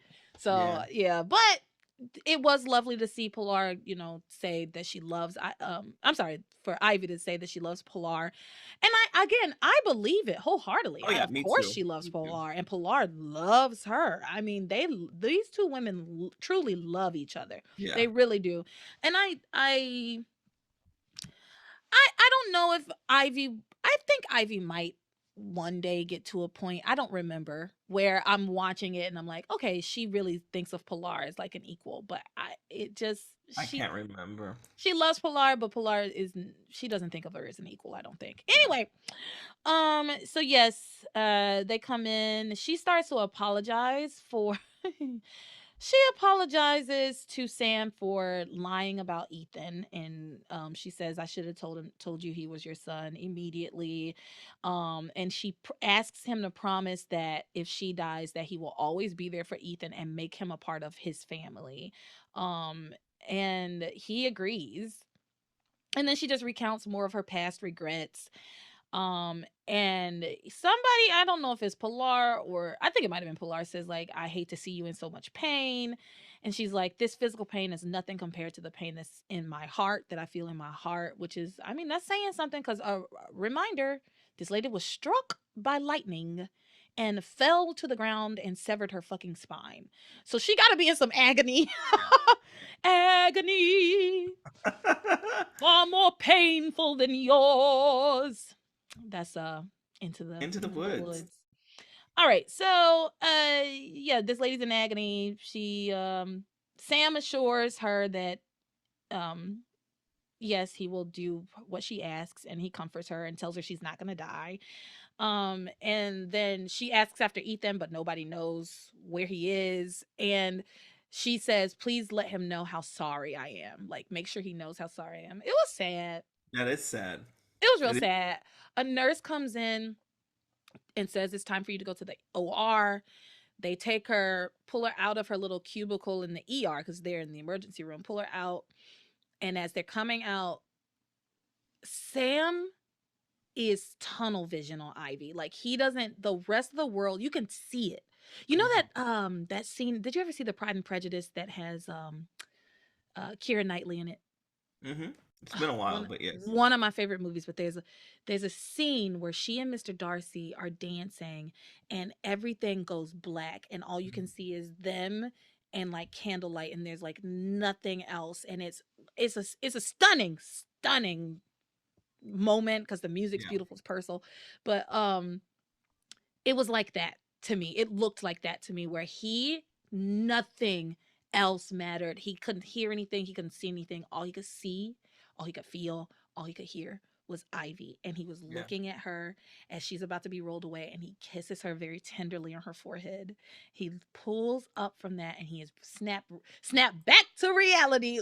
Oops. There goes Okay. gravity. There goes gravity. There goes Grace Yeah, standing there looking at him. And he's like, he goes over to her and is like, I hope you understand, like, Ivy has no one. Like, I'm just trying to be there for her. And of course, she's like, oh, yeah, I understand. Um, Meanwhile, let's talk about this bullshit. Meanwhile, Eve is going over David's intake forms because he needs to like have his like cut looked at. And he doesn't have an address at all. He's like, well, I had a P.O. box in 1991. Like, blah, blah, blah. He doesn't have an address. And he also does not have any next of kin. He says anytime he's ever had to put down his next of kin on a form, he's always put Grace. Motherfucker, you don't know where Grace is. You didn't know where Grace was. What the fuck is anybody supposed to do with that information? Literally, all it says is Grace Hastings, no phone number, no address, yeah, no nothing. How is anybody supposed to get in touch with her yeah. if anything happens to you? That's nonsense. That's ridiculous. It And is bullshit. presumably dead. Actually, Actually, Grace was presumed dead because it's been over 20 years, and after 5 years, a person is presumed dead. So you're telling me you've been putting a dead person down on official fucking forms for the last 20 something years? Yeah, that's I such can't stand this man. no. No, it's bullshit. It's so annoying because it's like, okay, so of all those 20 some odd years, he never must have had never had an emergency. God bless him, because there's no way I mean, like, how would they not try and figure out where somebody is? It's just so suspicious. It's Yeah. just so suspicious to me. He says, "No, I don't have anyone. There's no one. You don't there's nobody in your life. You don't have any, like, not one family member, not a friend. What happened to those 3 friends you said you could bring to produce to wouldn't you put one of them maybe put one of them down, Yeah. considering you know them apparently, but I guess maybe And he doesn't that know how to they get in touch with them. exist, that And they that are they alive. exist. Yeah. Um, so I'm just sorry. I'm so sorry. I'm so suspicious of it. No, I'm not sorry. Fuck that. I'm not sorry. I'm suspicious of this man. And if anybody else watching this, anybody other character in the show, like Grace, this man does not have an address and he has no friends and he's been putting you down as his next of kin for the last 20 something years. Maybe he is a con artist or maybe a crazy person. It doesn't matter. He's not your husband. Like, it doesn't matter. She's so irritated. She tells him, "Oh, it's okay. You can put me down as your Yeah. next of kin." What? Okay. I mean, do you have life insurance? Cause yeah, you can put me down if you you paid up on your life insurance. Put me down, and then we put you Oh my down. God. Yeah, that'd be a great response. Build our new house bigger and better. Yeah. But anyway, he puts her down as his next of kin, and then he tells Grace again that he searched for her for years. Who gives a fuck? Um, then Eve sends David off for some kind of new bandage or whatever. Oh, this is the part where Grace starts worrying about the kids and Eve just walks over to her. I wrote, Eve seems fine, LOL. Like, Eve's like, oh, it's fine. The kids will be fine. Like, they know how to take cover. I'm sure TC and Hank are on their way out there. Like, oh, the kids are I like fine. I like that Eve is more threatened by Chad taking Whitney's virginity than, like, a murderer who abducted the children and Not stole. even just taking her virginity, just Chad hanging out with her Yeah, kids. yeah, yeah, yeah. And she Yeah. was so upset about that and was running around town having panic attacks when she saw them together. And now she's cool as a cucumber. Like we said earlier, I guess she sedated herself. That's the only thing I could think. It's the only thing I could think.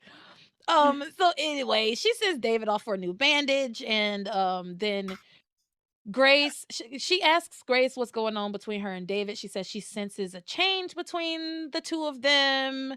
And Grace says she's starting to feel a connection, and having some of the blanks filled in from her past feels good. That's fair. But again, That is the way they should you have leaned into from the very beginning, first of all, to have somebody help her fill in blanks versus the Catholic Church. The Catholic Church. yeah, I think you said it last week when you said that it makes sense for somebody to be, for it to feel good that the Yeah. blanks are being filled in. But you also said, I think it was you that said this, that she's not remembering anything that hasn't already been planted. Did you say that? I don't I I don't think you did. I think you did. I don't know. Somebody said it might have been Maria. It might have been Lisa. Oh yeah, yeah. I don't know who it was. I can't remember. But somebody who is not me. Whoever said it, way to go, because I agree. Way to go. Somebody who is not me said recently, Grace isn't remembering anything that hasn't already been said to her, that it hasn't been Yeah. suggested to her. And until she's having her own memories, she should be skeptical. But anyway, Yeah. so yeah, feels good about these, like, parts being filled in, but are they being filled in? Because you're still not remembering them. He's telling you Yeah. this stuff. You're getting fed information. You're not coming up with it on your own. Yeah. Yeah, and you don't actually remember any of it. But she says Sam is still the only man I want to be with. Okay. So, we already talked about Sam kissing Ivy on the head. Oh, so let's skip to that real quick. So he kisses her, looks up, sees Grace there. Sam feels like Ivy's current predicament is all his fault. So he says that to Grace. And he says he's worried that she's gonna die, and he says she has no one. Then Grace tells him not to blame himself, and she says that the same way, okay, this is where the false equivalencies start to come in. She says, the same way we owe Ivy for helping, we also owe David. Girl, what? I didn't What? understand What did any. David do? What did David do to help? What I did don't David know. do? I just She says David saved her, and I'm like, what are you talking about? She says, yeah, I put quotes around it. We also owe David for saving me. And I wrote, girl, I'm sick of you. Because here's what happened. I feel like you saw it last week. You were here last week. Yeah, yeah. A tree fell over on the shed, and like it broke some glass, and he pulled her away. He didn't say, Oh, like, and that's where he got that little cut from. And it's a cut. If anything, Grace would have gotten another no cut. wonder I was so. I mean, I saw it, but it was nothing. Grace would have gotten a cut. Ivy, on the other hand, this man got cut. He's fine. Ivy, on the other hand, got struck by lightning. I can't say it enough or with as much emphasis as it needs to be said with. She was struck by lightning in her back, and then she fell 4 or 5 stories and severed her fucking spine. It's not the same, Grace. Shut up, Grace. Grace. Yeah, Oh, I want to shake Grace so fucking yeah. bad. And she's like, we also owe David. No, And so then Sam says to her, you're a good person for being sympathetic towards Ivy and seeing that I needed to be there for her. So like, thank you for like not getting upset for me going to talk to Ivy and, having a tender moment with her. And then she says, and you're a good person too, Sam. And I know you can do the same for David. In spite of what you think of him, he did help me. Again, again, again. Um, Ivy climbed up a ladder and truly did help the efforts. Truly did help put the beacon, make sure they could light the beacon so so TC and Hank could get out to the island to get the kids. David got cut. Ivy got struck by lightning and fell 4 or 5 stories and severed her spine. David got a cut on his arm. Not even his right arm. Okay? I'm pretty sure it was his left. So it's not even he's probably a right-handed, right? Most of us are. It's not the same, and I'm sick of her. I'm so sick of her. But she's trying to make fetch happen. It's not gonna happen, babe. It's not gonna yeah. happen. She wants so desperately to be able to have this opportunity to pursue this person. That's how I see it. Sam, She then yeah. she does. I agree with you. It does seem like she's trying to like you said, trying to have Whether her it's tomato conscious or soup not, cake and eat it too. subconscious or not. Yeah, like she maybe for years she's frustrated about the not for years because she just recently found out about Sam and Ivy, but the betrayal of finding out that Sam and Ivy had this relationship 20 some odd years ago, that now she has the opportunity to pursue this and figure this out. I give her grace in that I would want to fill in the blanks, but you trying to fill in the blanks with Dick. And I don't know why you pick his over Sam's, but over Sam could fill in my blanks any day. Ah, pick a day, baby. Pick a day. Come, please. So yes, I agree with you wholeheartedly. She's a disaster. And I do feel like there's a little element of revenge in here. mhm. I do feel like it's a little element of, I want to make you feel the way I felt when Yeah, I found out all about Ivy and stuff. So, which, frankly, is fair, but just say that. I think yeah, that's my issue with Grace is like, if she said that, I honestly, I probably would be on her side. Like, if she said that, I'd be like, you know what, girl, you boss. That's it. Yes. yeah. Tell him. You know what? You put me through this shit, lied to me. You know what? I'm going to explore things with David for a little bit. See, and I'll be back. Well, and that's the thing is like, you know what? Ivy's never not said she wasn't a bitch. Like Ivy's never not said she wasn't a she's bitch. like Regina George and what's her name? Janice Ian. Janice Ian. I We literally just saw a TikTok about that yesterday. Did you I see the thought same I want TikTok my I pink saw? shirt back. I want my pink shirt back. I want yeah, you got your pink shirt.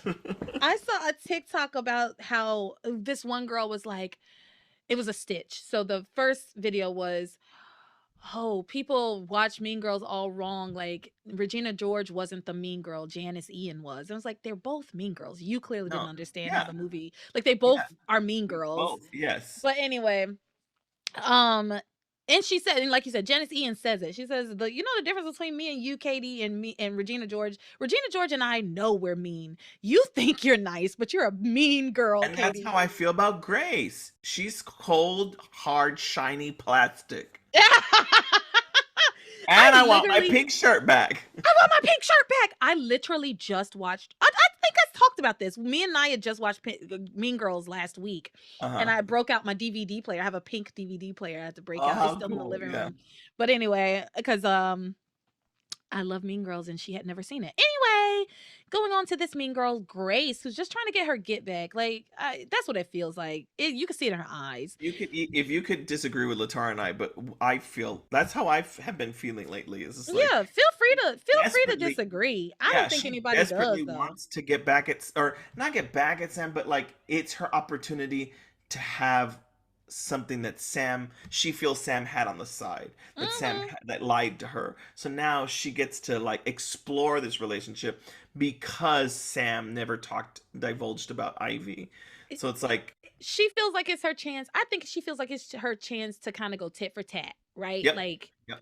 that's what I think. That's what it seemed it's turning into. It wasn't like that a couple of weeks ago, but now it really And it could seems to be going easily in that have been direction. her, like I've said over the past few weeks, her saying, I need to know more about my past.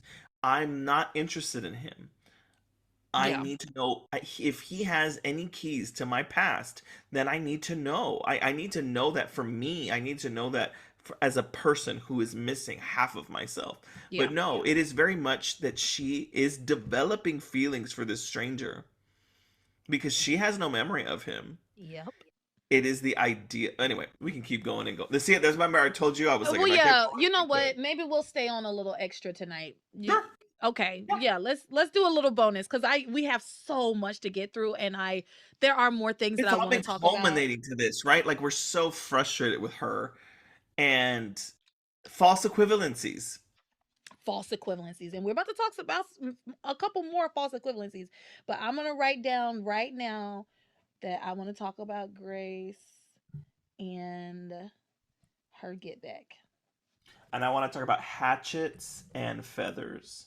Okay. No, I'm Okay. just joking. So we will dive more into that in the bonus episode here, available only on Patreon. Anyway, going going on. So Sam does go over and thank David for helping Grace. He's a because he's a stand-up guy. He shakes his hand, he says thank After you. being prodded by Grace to do Yeah, like, yeah. not, Grace tell not in so many words, but it was just like he saved my life with his paper cut, and Sam's like, yeah, I I think what it was too was that Sam wants to try and keep Grace as happy as he can, yeah. right? He's damned if he Um, does and damned if he doesn't at this point. yeah. So he goes over, he thanks the guy begrudgingly, and then he like starts to blame himself for Ivy's condition. And then he says he has to go make some calls, but he doesn't go make calls. He goes to the chapel and starts to pray. And he prays a beautiful prayer for his children's safety, First, first and foremost, and for his family, keep my family safe. Like my, he does not mention Grace by name, but Grace is there. He knows where she is. He knows that she's safe, that she's fine, right? And so he says my family, and I think that encompasses Grace and Ethan and Noah, right, and the girls on the island. yeah. So he says a beautiful prayer for the safety of his family, His and then landlord Tabitha. No, he's ready for her to die.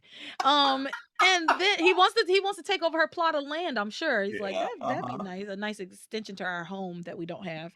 Um, so he then goes on and starts to pray for Ivy and saying, if she dies, I don't know what I would do.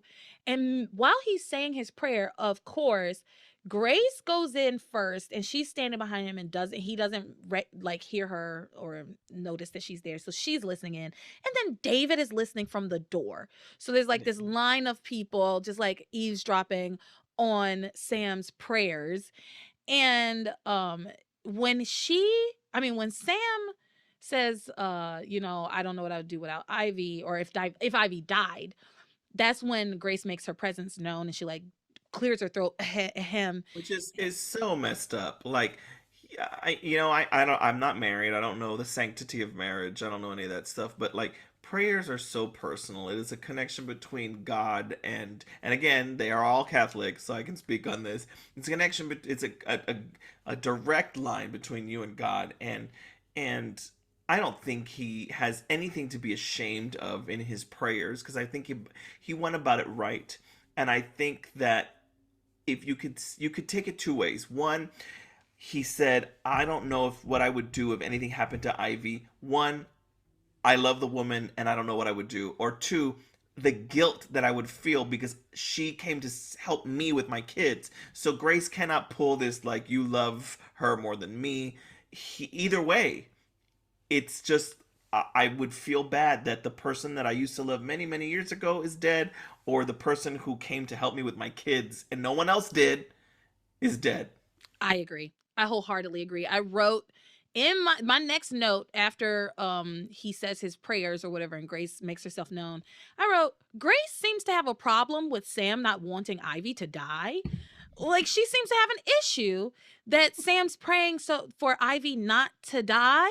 Because her demeanor changes when Ivy's brought up. Yeah. And I get And it, but not to that extreme. Like, he's just saying, hey, God, like, could you not let her die? well, and Because I I agree with feel and bad. the thing my thing is I agree with you on both counts. And I think for Sam it's a mix of the two. Oh, I know. I don't I think know it's that that's what it is. Yeah. right. I don't think it's fully that like, oh, I love this woman and I don't want her to die because I love her, or just I feel guilty. It's a mixture of the two for sure. Yeah. But the fact that not Ivy, the fact that Grace would like have an issue with that is wild to me. Yeah. Wild to me. Like do you want Ivy to die? I mean, that seems like a lot, especially considering just a few weeks ago, y'all may recall if y'all were listening or whatever, that Sam says at one point, I wish David had died on one of those far off shoots that he goes on, like his photo shoots or whatever. He's like, I wish he had died out there. And Grace makes a huge deal about it. She's like, you're wishing for his death? Oh my God, who even are you? Girl, but yeah, I can see it in your eyes that you want Ivy Oh, to die. You're yeah. so full of she's a hypocrite. Yeah. Um so anyway, she seems to have a problem with Sam not wanting Ivy to die, and then Sam talks to her about how little Ivy he realizes how little Ivy has gotten out of life. He says that her unhappiness runs so deep, and that he feels so sorry for her. For the first time, he really understands what she's been through. And then Grace, Grace has the fucking audacity to say, in the same way you feel sorry for Ivy, I feel sorry for David. What are you talking about? False. You don't know that man. Yeah. False equivalency. You do not know that man. You don't remember him. You've never met him. Like, you don't know him. Sam and Ivy had a love that they remember and a child that they remember. Yeah. It's not the same thing. In the same way you feel sad for Ivy, I feel sad for David.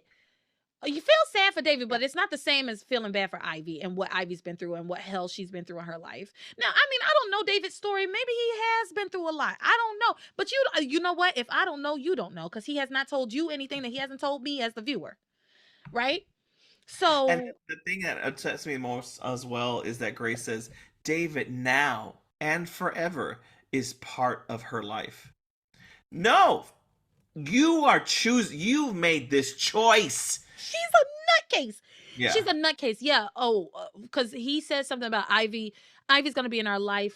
You know, she's connected. We're connected because of Ethan, basically. Of course, that makes And total sense. But you um, do not have any children with this man. Now that could change later, but it doesn't. You and do not have to be with this man. well, and it's killing me because she's like I said earlier, she's like trying to go tit for tat with Sam, because they talk about he talks about how Ivy asked him to bring in Ethan into their family, and he says to her, I know if you feel uncomfortable with Ethan coming around, then I'll meet him outside of the home. Like, what a That's lovely heartbreaking. compromise. But it's a lovely That's compromise. No, here's the thing.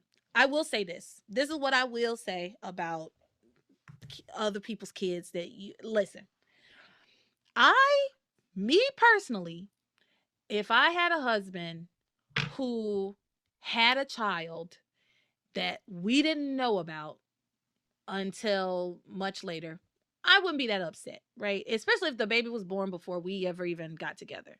yeah.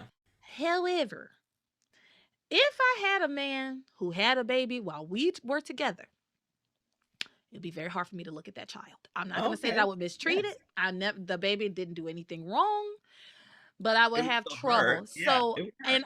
and I am a more rational human than Grace is. And Grace thinks of like this whole thing with Ivy and Ethan as a betrayal. And if you Yeah. think of it through that framing, I can understand why it might be a little bit tough for her Yeah. to adjust to having Ethan in her home. But I feel Um, like Grace of all people would not be like that. I just feel like, well, I don't know. I'm learning a lot about her now. yeah, that's what I was gonna say. Grace is a different, not exactly who we necessarily thought she was, right? Yeah. Where's Um, Faith? Let's switch him out.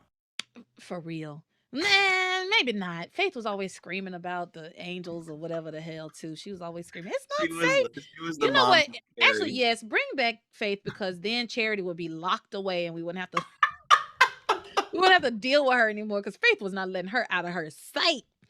But yeah, They're they all talk gonna about laugh at you. yeah, She was like mom from Carrie. Yeah. they talk about their new family with Ethan and Grace. So Grace does accept that Ethan's going to be a part of their lives, and then she adds in David saying he's part of our life now too.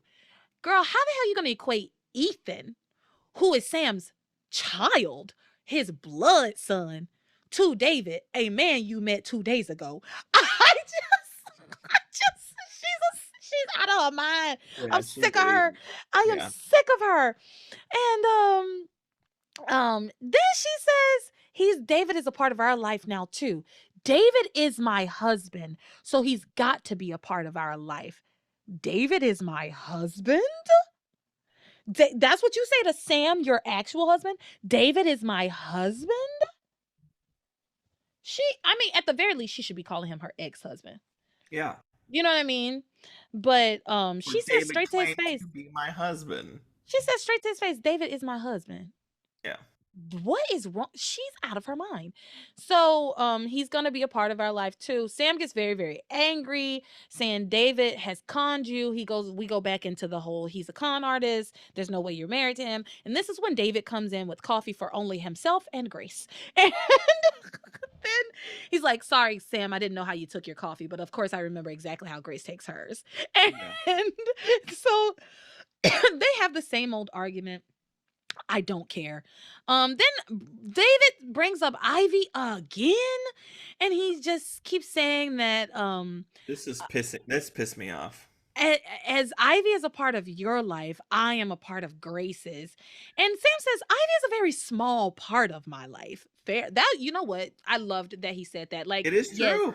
it's true, and it's good for him to say not to fully deny, like, because that's what Sam usually does, is like, there's nothing between me and Ivy, da da da da. But good that he's With saying, no, Ivy is a reason. part of my life, but It she's a is, small part of my yeah. life. And frankly, if I were Sam, I would be like, yes, Ivy is a small part of my life, and so shall you be. If you want to equate yourself to Ivy, do that. But it is a losing battle, because she is a very small part of my life, and I'm never going back to her. And then he says something along the lines of like, um, here's how I know that there's some issues. Oh, I know, right? Because this is how we kind of end this area. Here's how I know there's some issues, because he's like, if you knew that we were going through some issues and all of this stuff with the storm and everything, then why didn't you come running to Grace when all this stuff was happening? And I'm like, what are you talking about? They made a plan together to figure out how they were going to assist during this fucking hurricane. He says to Sam, this was Go get it. I'm ready to fight. wild. He says to Sam, well, you spent the hurricane with Ivy, and you never once came to check on Grace? He says, if it were me, I would have gone to check on Grace instead of staying with Ivy. And I thought to myself, Ivy's spine was fucking severed. Grace was Dexagol. fine. Grace was fine. Again, here comes the false equivalency. He says, Yeah. and then the fact he was like, you spent the hurricane with her. Spent the hurricane like it was New Year's Eve or something. Like, You saw the ball drop. you spent the hurricane with her. Yeah, no, I was sitting with her because she was struck by light. Would you have me leave her by herself to come and find Grace, who I had no reason to believe was in any danger? I had no reason to believe that Grace was in any Also, danger. should I think that she was in danger because she was with you? Because that's what you're telling me. You're telling me right now that she was in danger. Exactly. Because if she's with you, Exactly. then you're safe, right? So come on, what is it? What is it? I'm ready Um, to fight. I'm ready to fight. and then him saying that he would have gone to Grace instead of staying with Ivy is so far from a flex. It's so Yeah. far from a flex. If a man told me that, oh, I would come and check on you even if another woman who I don't want to fuck fell from four stories and was struck by lightning and severed her spine, I would leave that bitch there to die and come and check on you, even if I had no reason to believe that there was anything wrong with you. I would tell that man to kick rocks. I Yeah. would tell that man. I would think that man's a psychopath. I don't have kids, but if somebody went out into the storm to put on some fucking stupid ass beacon to make sure that my niece and nephew are okay, they win. They get whatever they Yeah. want because they went and risked their life in the Well, eye of a storm to but help me. also, it's the fact that everybody in this room knows that Ivy is literally in surgery right now that she might die, and she sustained those injuries helping me, and I was with her. Why would I leave her? Why would I leave her there? That's crazy. And as soon as she was safely off to the hospital, where did he go? He went to find Grace, Yep, because that's right. again, he had no reason to Dude, believe that that's all Grace. he needed to say. That's what he needed to say. He had no reason to believe that Grace was in any trouble, and Ivy was dying. Ivy was dying. Again, this goes back to when we started this part of this, where I kept saying Ivy got struck by lightning and she fell and severed her spine. And y'all need to remember that. And everybody needs to remember that, because it seems like these people think it's small potatoes, like she sprained her fucking ankle. I don't understand it. He says, David goes on. He does not stop there. He goes Oh, on and says to Sam, or no, he says to Grace, he says, you were not his first allegiance. Allegiance? Who, shut up. Who even talks like that? You were not his first allegiance. Allegiance? That's the word you want to use here? Fine, whatever. You were not his first allegiance. And then David tells Sam to his face, he's like, Grace is my wife. And Grace says absolutely nothing. But she says he's being nothing but fair. mm. She says he's being nothing. She said about David. She says David is being nothing but fair. Then David says, I'm not leaving Harmony without my wife, Grace. And Grace thinks that's fine. That's fair. Fair. Of course, Yeah. that's fair. She's sickening. Sickening. All right, we're gonna speed run the Bermuda people because we already done been going for a while. I know this is a lot. But I did, y'all. I gave up in the middle. Remember, I said, you No, know I what? know. This is over 3 hours. I- I gave up in the middle. Grace Okay, is so frustrating. Okay, let's go. we will speed run this and go into more depth in the post show, There in you the go. bonus episode. So, So we are at Bermuda, baby. It's Bermuda, baby.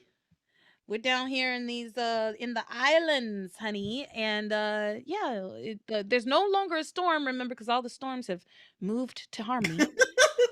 Every storm in the world. Let's start with the group. Everybody looking for Theresa, who they believe is in bed with Julian at this point, and that Julian is taking advantage of her somehow. So they're banging on a door of a room. It's Ethan. This part of the group is Ethan, Chad, and Whitney, okay. and then Luis, and then Gwen and Rebecca are knocking on other doors Yeah, throughout the week. And they, frankly, I don't really have to say anything much more about them. They don't do anything this week. they don't do much. No. Yeah. Okay, so yeah, they're knocking on this door. Ethan believes that he heard Theresa's voice come from this room, so he's like banging, Which he did. which he did, but he's the only one who heard her voice calling. Yeah. So everybody's trying to tell him, you know what, none of us heard her from that door, so maybe we should try somewhere else, because he's ready to knock the door down off its hinges.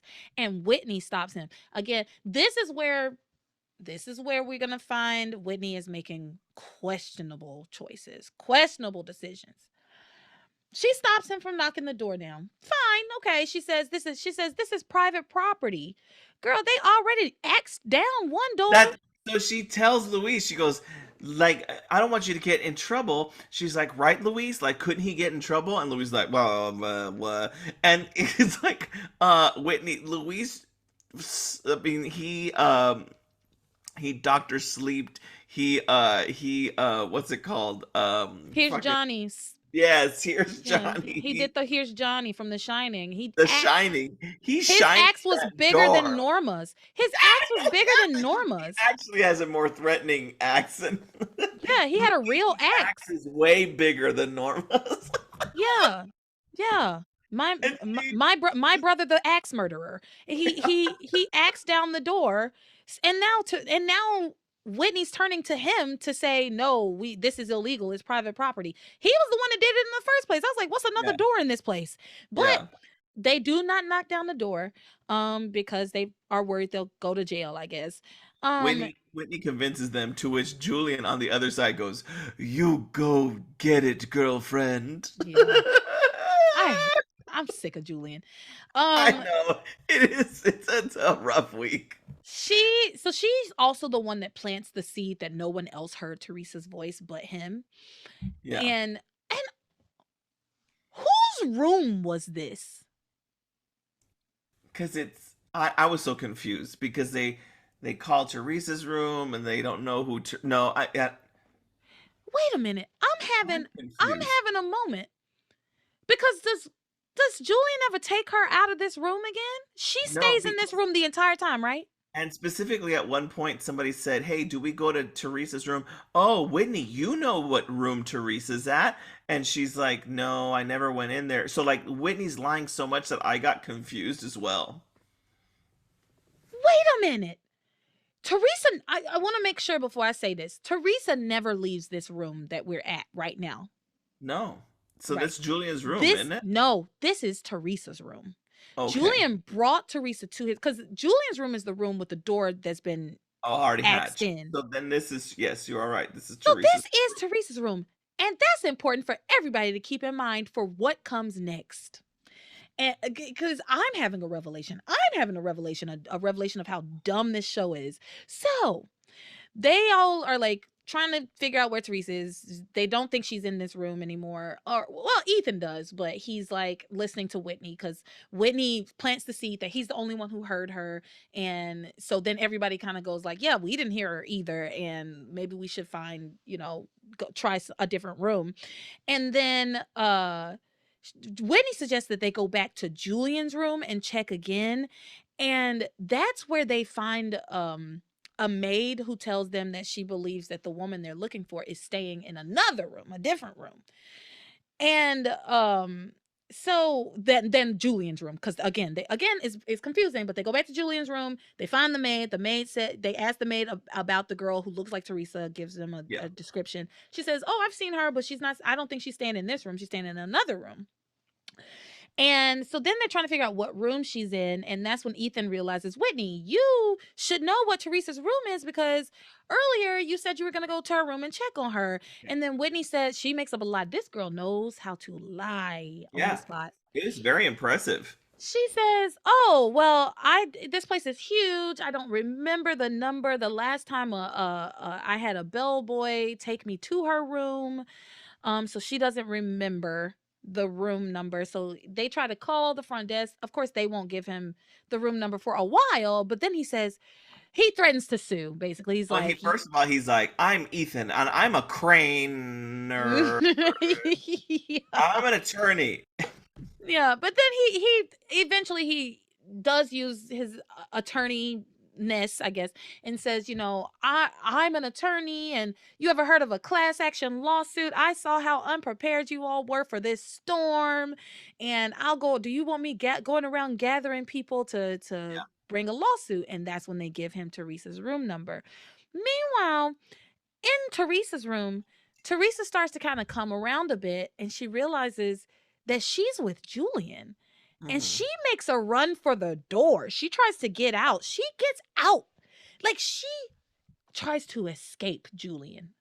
I want that to not be lost on anybody. Yeah. The minute she gets the tiniest bit of clarity, because to be clear, she's still very much sedated. She bolts for the door. And he runs after her. Y'all, straight up, if this had different music, it would be a horror show. Oh, yes. No. Yeah. They did the same thing again with like wacky kooky music.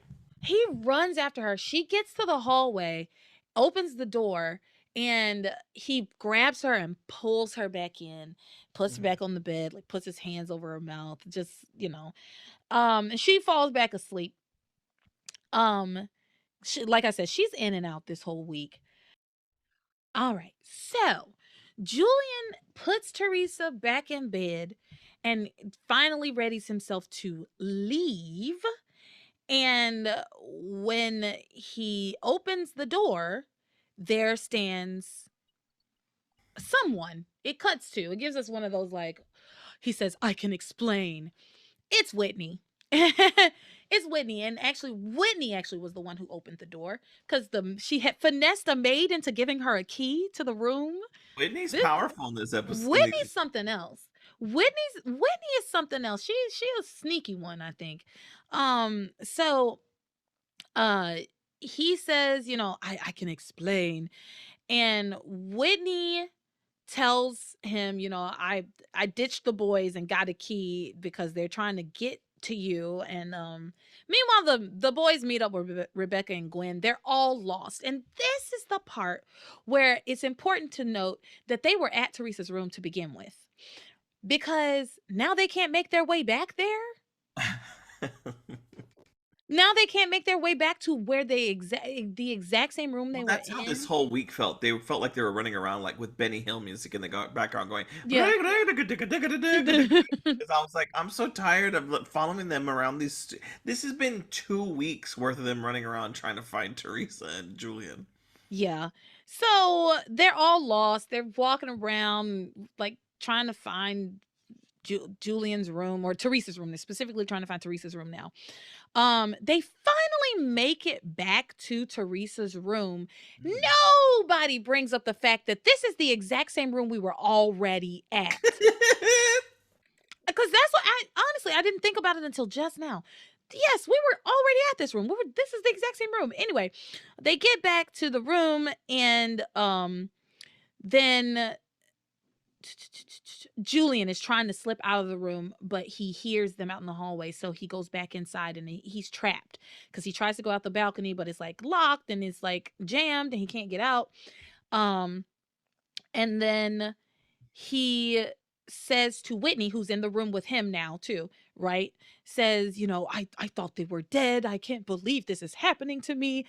She says to him, it looks to me like the only one who's gonna die tonight is you, Mr. Crane. And I loved that line.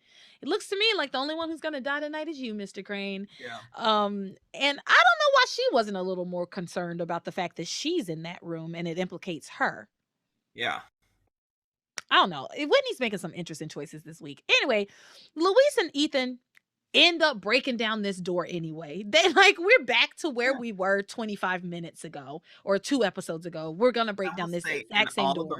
In all the loss of direction and like going around like Benny Hill music, is that Rebecca does say, she goes, I just don't understand, Ethan, with all the money that Julian and your mother spent on your education, you'd think you'd have a better sense of direction. Yeah, I thought that was, I was like, at least I'm happy when the characters can acknowledge that this is stupid. Yeah. But yes, they do break the door down. Yeah, they finally just break down the door and they find a drugged up Theresa in bed, right? Like, it's what they've suspected. It's the worst. But they don't find Julian there. They search for the room for Julian. Whitney manages, this girl's good. Whitney manages to kind of, when they come in, find a way for them not to see her and then slip in as if she was behind them. And Chad is like on to her though. He's like, where the hell have you been? She's like, oh, I had to make a phone call. Oh, I was looking for you guys. I got lost. This place is so big. I just got a stupid girl brain. Oh no, I can't. How could I find you? Anyway, yes, they break down the door. They're looking for Julian. Julian has hidden under the bed. At this point, like they're like, oh, I'll kill Julian when I find him. Everybody's saying this. Yeah. Gwen, not Gwen, that other one, Rebecca, Rebecca, Louise, Ethan. Everybody's like, I'll kill Julian. I'll help you. Not if I get there first. Yeah. And then the doctor walks into her room and says, what are you all you people doing here in my patient's room? Fine, I'm gonna I'm gonna let it slide because we are speed running this, so it doesn't matter how he figured out where her room was. So, he says he explains that he gave her a sedative because she was really upset after she heard about the death of her fiance, yada yada yada. And so this is when Chad pulls Whitney to the side and is like, what the hell's going on? You're so nervous. I can tell. I know something's going on. She refuses to tell him. She basically tells him, not basically, she does flat out tell him, I'm not going to tell you because if I tell you, then you will feel obligated to tell Ethan. And I don't want you to tell Ethan. I don't know why she wouldn't just keep her mouth shut all the way. Yeah. Like, why would, that's the kind of shit that pisses me off. Yes, I think she just knows that her cards are all out there already, and so she's just like, how do I get Chad? I can't deal with Chad right now. How do I get him to stop? And I think she knew the best way to say is like, I know you're homeboys with Ethan. If I do this, you'll have to go, and I can't have you doing that. Like, it's just I think she spread a little too thin, and this was the easiest way for her to get it done. Yeah, I guess. I think it irritates me, like, anytime somebody tells me, like, oh, I know something, but I can't tell you. Oh, why did you even bring it up? It's so annoying when people do that. Why would you even... Don't tell me that. Just don't tell. If you can't tell me, don't even allude to anything. Just lie and say, oh, my stomach hurts. I don't know. I'm the kind of nosy bitch that's gonna keep bothering you about it anyway. Like, if you bring it up anyway. So she tells him, I can't tell you because then you'll tell Ethan, and I don't want you to tell Ethan. Fair enough, I guess. Theresa starts to come to a bit, and she's elated to see all the guys alive. Luis is excited that she's fine, and then he calls to check about Sheridan, and he is told by an assistant captain or something. Is that what you call it? Yeah, or that's what they said on the show. That they found a woman matching Sheridan's description and that they're bringing her in. Now, you and I both know I knew immediately the woman they're bringing in is a dead woman, but based on the way that they were doing it, like nobody could give him any information.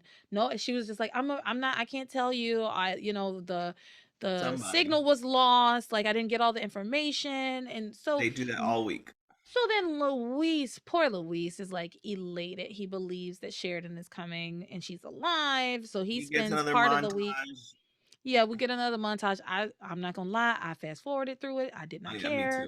too. Um, I watched the Tabitha and Timmy one. I did not watch the Sheridan and Louise one. yeah. Um, so he like orders roses and he's trying to get her some clothes out. He's like, she's gonna need clean clothes, and he Which finds is her sweet. engagement That's ring, sweet. and he's very excited. I'm gonna go ahead and finish up what happens here. Sheridan is dead, according to the Coast Guard. Okay, They they wheel in show a it in the dead body. hotel lobby. Why would you bring a dead body that you found out at sea into a hotel? Why? What's the trajectory of this body? Where are you taking it? Where are you taking it? Wouldn't you tell them like meet us at the morgue so you can identify the body? Were you gonna take her to the presidential suite? What are Yeah. you doing?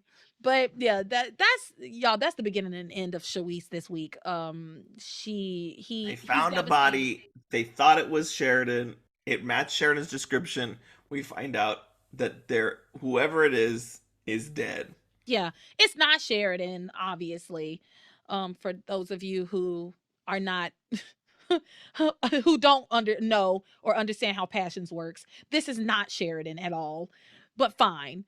So, then so that's all that's going on with them. So let's go back to Ethan and Theresa and all of that. So, Theresa is sedated. She goes back to sleep. The doctor had told them like she needs her rest. So they all leave her alone, including Ethan. Considering the fact that you were just out at sea like 10 minutes ago, out like fighting for your life. Well, you want to be with Theresa? I don't know.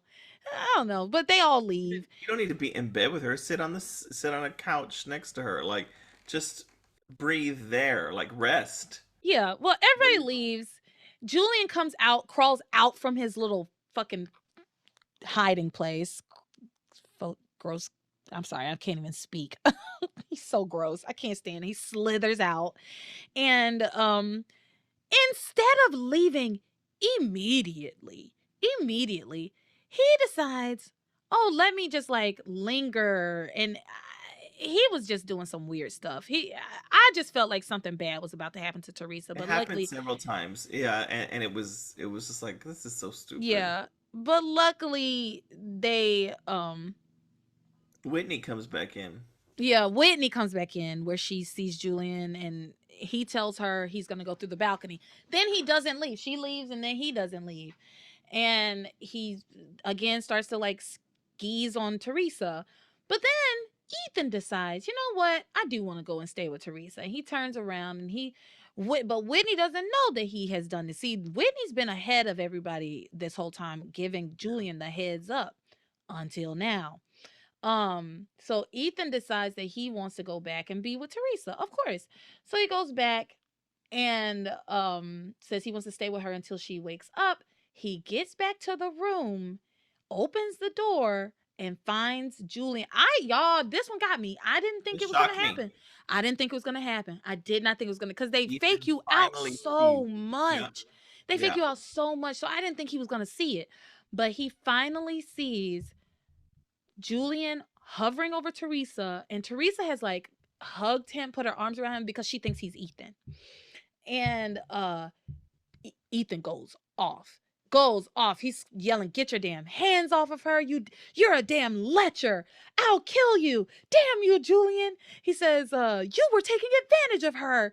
And then he says, "Is that how you got her into my bed?" Because sorry, Julian says, "Oh, no, she was mistaking me for you." He says, "Is that how you got her into your bed? You made her think you were me." And Julian's like stammering. He's trying to lie, but Ethan won't hear it. Ethan figures everything out with the exception of the marriage. He says every single beat that happened between Julian and Theresa. He has it all figured out. You got her drunk, you drugged her or whatever, or she's incapacitated and you're taking trying to take advantage of her. And he says you are the lowest of the low. You are disgusting. He says you thought you were my father for over 20 years and now you're going after the woman I was going to marry, the Which is woman that what I we've talked love. about. Yep, we He talked says about he says it's unspeakable. He says you're not a man, you're a thing. You are scum. He said, I'm gonna enjoy tearing you apart, you slime. You don't deserve to live. Oh, he about to tear him out. that. And that's when Whitney and Chad hear the commotion coming from the room and they run back to Teresa's room. And Chad pulls Ethan off of Julian, who calls him Chet. Yeah, that was funny. I And will say and that that was and funny. Chad was like, "It's Chad, but whatever. I don't expect you to say my name correctly." And yeah, they break up this fight, and then Ethan explains what's going on. Whitney then steps in and says, "I know the truth. I know what's going on here. You've got it all wrong, Ethan." Huh? This irritated me. And I This get you for irritated that. me. I get you for that because there, right there, having right there at that moment, Ethan has figured out the entire thing. So then, you know what? Let him do that because at that point, he was on Teresa's side and it didn't make Teresa look bad. He called it out for what it was. But then Whitney is so terrified, and I get the friendship angle, but she fucked it up right there. What bothers me about this, there's a few things that bother me about this, but one of the main things that bother me about this is that Whitney is constantly constantly telling Teresa, you need to tell Ethan the truth. Truth, the Ethan deserves truth. to know the truth. You need to tell Ethan the truth. Are you going to lie to him, Teresa? You can't lie. How are you going to build your marriage on lies? And yet then you come in here and tell this lie for Teresa. Yeah. You put her in more trouble. Yeah. You put her in more trouble. You lied for her without her consent, without her knowing at all. You lied. And she, like you just said, she was pretty much an innocent in all of this in Yeah. Ethan's eyes at this point. You could have just let him ride that wave. Now, I agree. Don't let him kill Julian, but there's many get hold Ethan back while Julian makes his escape. There's a lot of ways to keep Ethan from killing Julian. Yeah. They act like I don't know. It just irritates me because he can two things can work out, right? Yeah, because they act so He can like, know the oh, truth and he yeah, can like, also not kill Julian. yeah, they make it sound like Luis and Ethan are so animalistic that they're gonna do that immediately. And again, I know that they love and they fear, but like, come on, like, I will say if it was Luis, Julian would already be dead. yeah, I will say that. I don't think that Luis would have wasted any time yeah, because like pummeling even his face in. I, We've seen how Luis yeah, will punch a motherfucker. yeah, well, and I can't even. I will say that. Yeah, I will say that because like Ethan, I thought Ethan was gonna hit Julian at some point, and he never did. Yeah, Like he I didn't. wish. Yeah, no, you're right. You're And right. if it had been Luis would have came in swinging for sure. And we've seen the way Luis jacks up Julian. He's done it to Julian before. So Yeah, like and we've seen him punch people many a time. I if it had been Luis, Julian would not have. yeah, I don't know that he would have made it out of that room. But yeah. but yeah, I didn't like that she was told this lie to get Julian out of trouble. I don't get that. You want him to be in trouble. And you also want everything to come out. I know this isn't the way you wanted it to come out, but the plan be damned because your plan, first of all, your plan is stupid. But also, now let's work with what we got. Let's work with the truth that has come Yeah. out.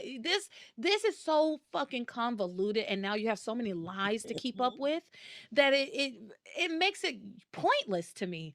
But she lies for him. I don't agree with it. I don't agree with it at all. She later on she justifies doing this by saying that that Ethan and Louise would kill Julian and then they would both end up in jail. And is that what you want, Theresa? It just, again, we can hold Ethan back and let Julian escape. You know, I'm just saying to give him some time. You could give him some time. That's what Chad was doing to keep his friends safe. Yeah. But we're gonna skip ahead. Yeah. Later, Ethan goes along with this. I don't think he loves the idea of it. I don't think but he says since Whitney's the one who said it, he'll accept it. Yeah. So he stays with Theresa. Teresa's out of it. She thinks that everything that has happened over the last couple of days is a dream, and she's like, I've just been Yeah. having the craziest dreams. I've been having the craziest dreams. Meanwhile, Julian has a conversation with Whitney out in the hallways Yes. elsewhere where he thanks her and tells her he's going to give her a big check when they get back to Harmony. And Yes. she says, He keep your offers her money. money. Yeah. She says, keep your money. Listen, TC would murder both of them if he found a Julian Crane check at his house. She knows better. She can't accept any Crane money. She said, I keep your money. I don't want your money. And I didn't do that for you. I did it for Theresa and I did it for Ethan and I did it for Louise because I don't want anybody to do anything that they're going to regret. Yeah. He at one point threatens her and says, like, you do know I own Yeah. this hotel, right? I didn't like that. I could have you and your boyfriend arrested instantaneously. And but she didn't care. She's just like, Yeah, she could. That was just a weird choice to make. I thought the bribing thing was a great Julian Crane choice, but the threatening, like, what did she do? She's been helping your ass. Like, yeah. she's just being stern with you. Not only that, she's Eve's daughter. Yeah. And TC, who you are terrified of. Like, Yeah. stop playing. Stop playing. Which But she's and Eve's all of daughter. this is going on while chat is hearing everything. He's eavesdropping and hearing Is he everything. okay? Did he hear it or not?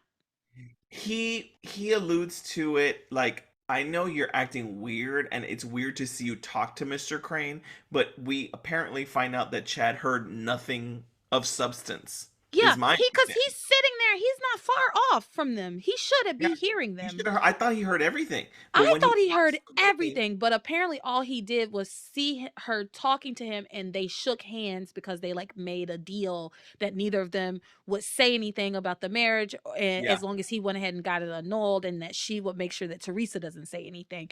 yeah, But yeah, he pops out and he doesn't seem to have heard anything. I thought that he heard everything, but no, I can't tell if he really did and is like trying to get her to tell him, or if he really just didn't yeah, hear anything. But yeah, that's basically the gist of it all. Theresa starts to tell Ethan her dream, but then Whitney comes in and is like, don't, hey girl, we need to get dressed to go meet Sheridan in the lobby because at this point they still think that she's alive. And so she sends Ethan out to go hang with Chad and everything. And then she explains to Theresa, girl, all of you it's not having real. any dreams. Everything that happened was real. Which, And she's like, "What?" And Whitney goes, "Shut up, just shut up, shut up, shut shut up, up, just shut just up, shut up, shut up, shut up. shut up, just shut up, shut up." Yeah, she tells her, Yeah. "Shut the fuck up, because you're about to get everybody in some problems." But yeah, Teresa thought it was all a dream, and it turns out she had a dream that of time gone by. I dreamed a dream of days gone by. Da da da da. What are the words? I forgot. I used to Worth sing that all the time. living. I dreamed that love would never die. Oh. Woo! Yeah. If only I could remember that song. I did the one that I used to love sing all the time in my teen years was on my own, pretending he's beside me. That and the very first song I ever sang in like a voice lesson or anything like that was Castle on the Cloud. There is a castle Yes, on a cloud. my I favorite like is to go there in my sleep. Les Mis, everybody, if you yeah, don't know what we're my talking favorite about. is Master of the House. Ra-da-da-da. That's probably the song that I'd end up singing. Da, da, da, da, da, da, da, da, da, da. Yeah, no, I love Master of the House.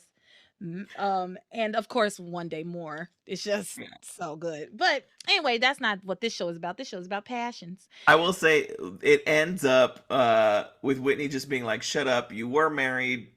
This is bad. We need to reassess." And then we get one little scene of like Julian and Rebecca finally seeing each other, and the maid who saw them together is there, and Rebecca's questioning him, and Julian is there with like $100 Yeah, he bill, bribes a a maid, and a dollar maid bill. takes the money, and so Rebecca doesn't find out. Yep, That's boom, it. done. All right. And that's So this week. that's it for the week. 3 hours in. We did it. All right, everybody. Thank you all for listening. I hope you enjoyed. Remember, you can catch me on all the social media. Check the link in the description of the episode. The link tree will take you to any link that is linked to me. And you can follow Mr. Eric Vera at On Mr. Eric everything. Vera, right? All right. So with that, you are my passion for life.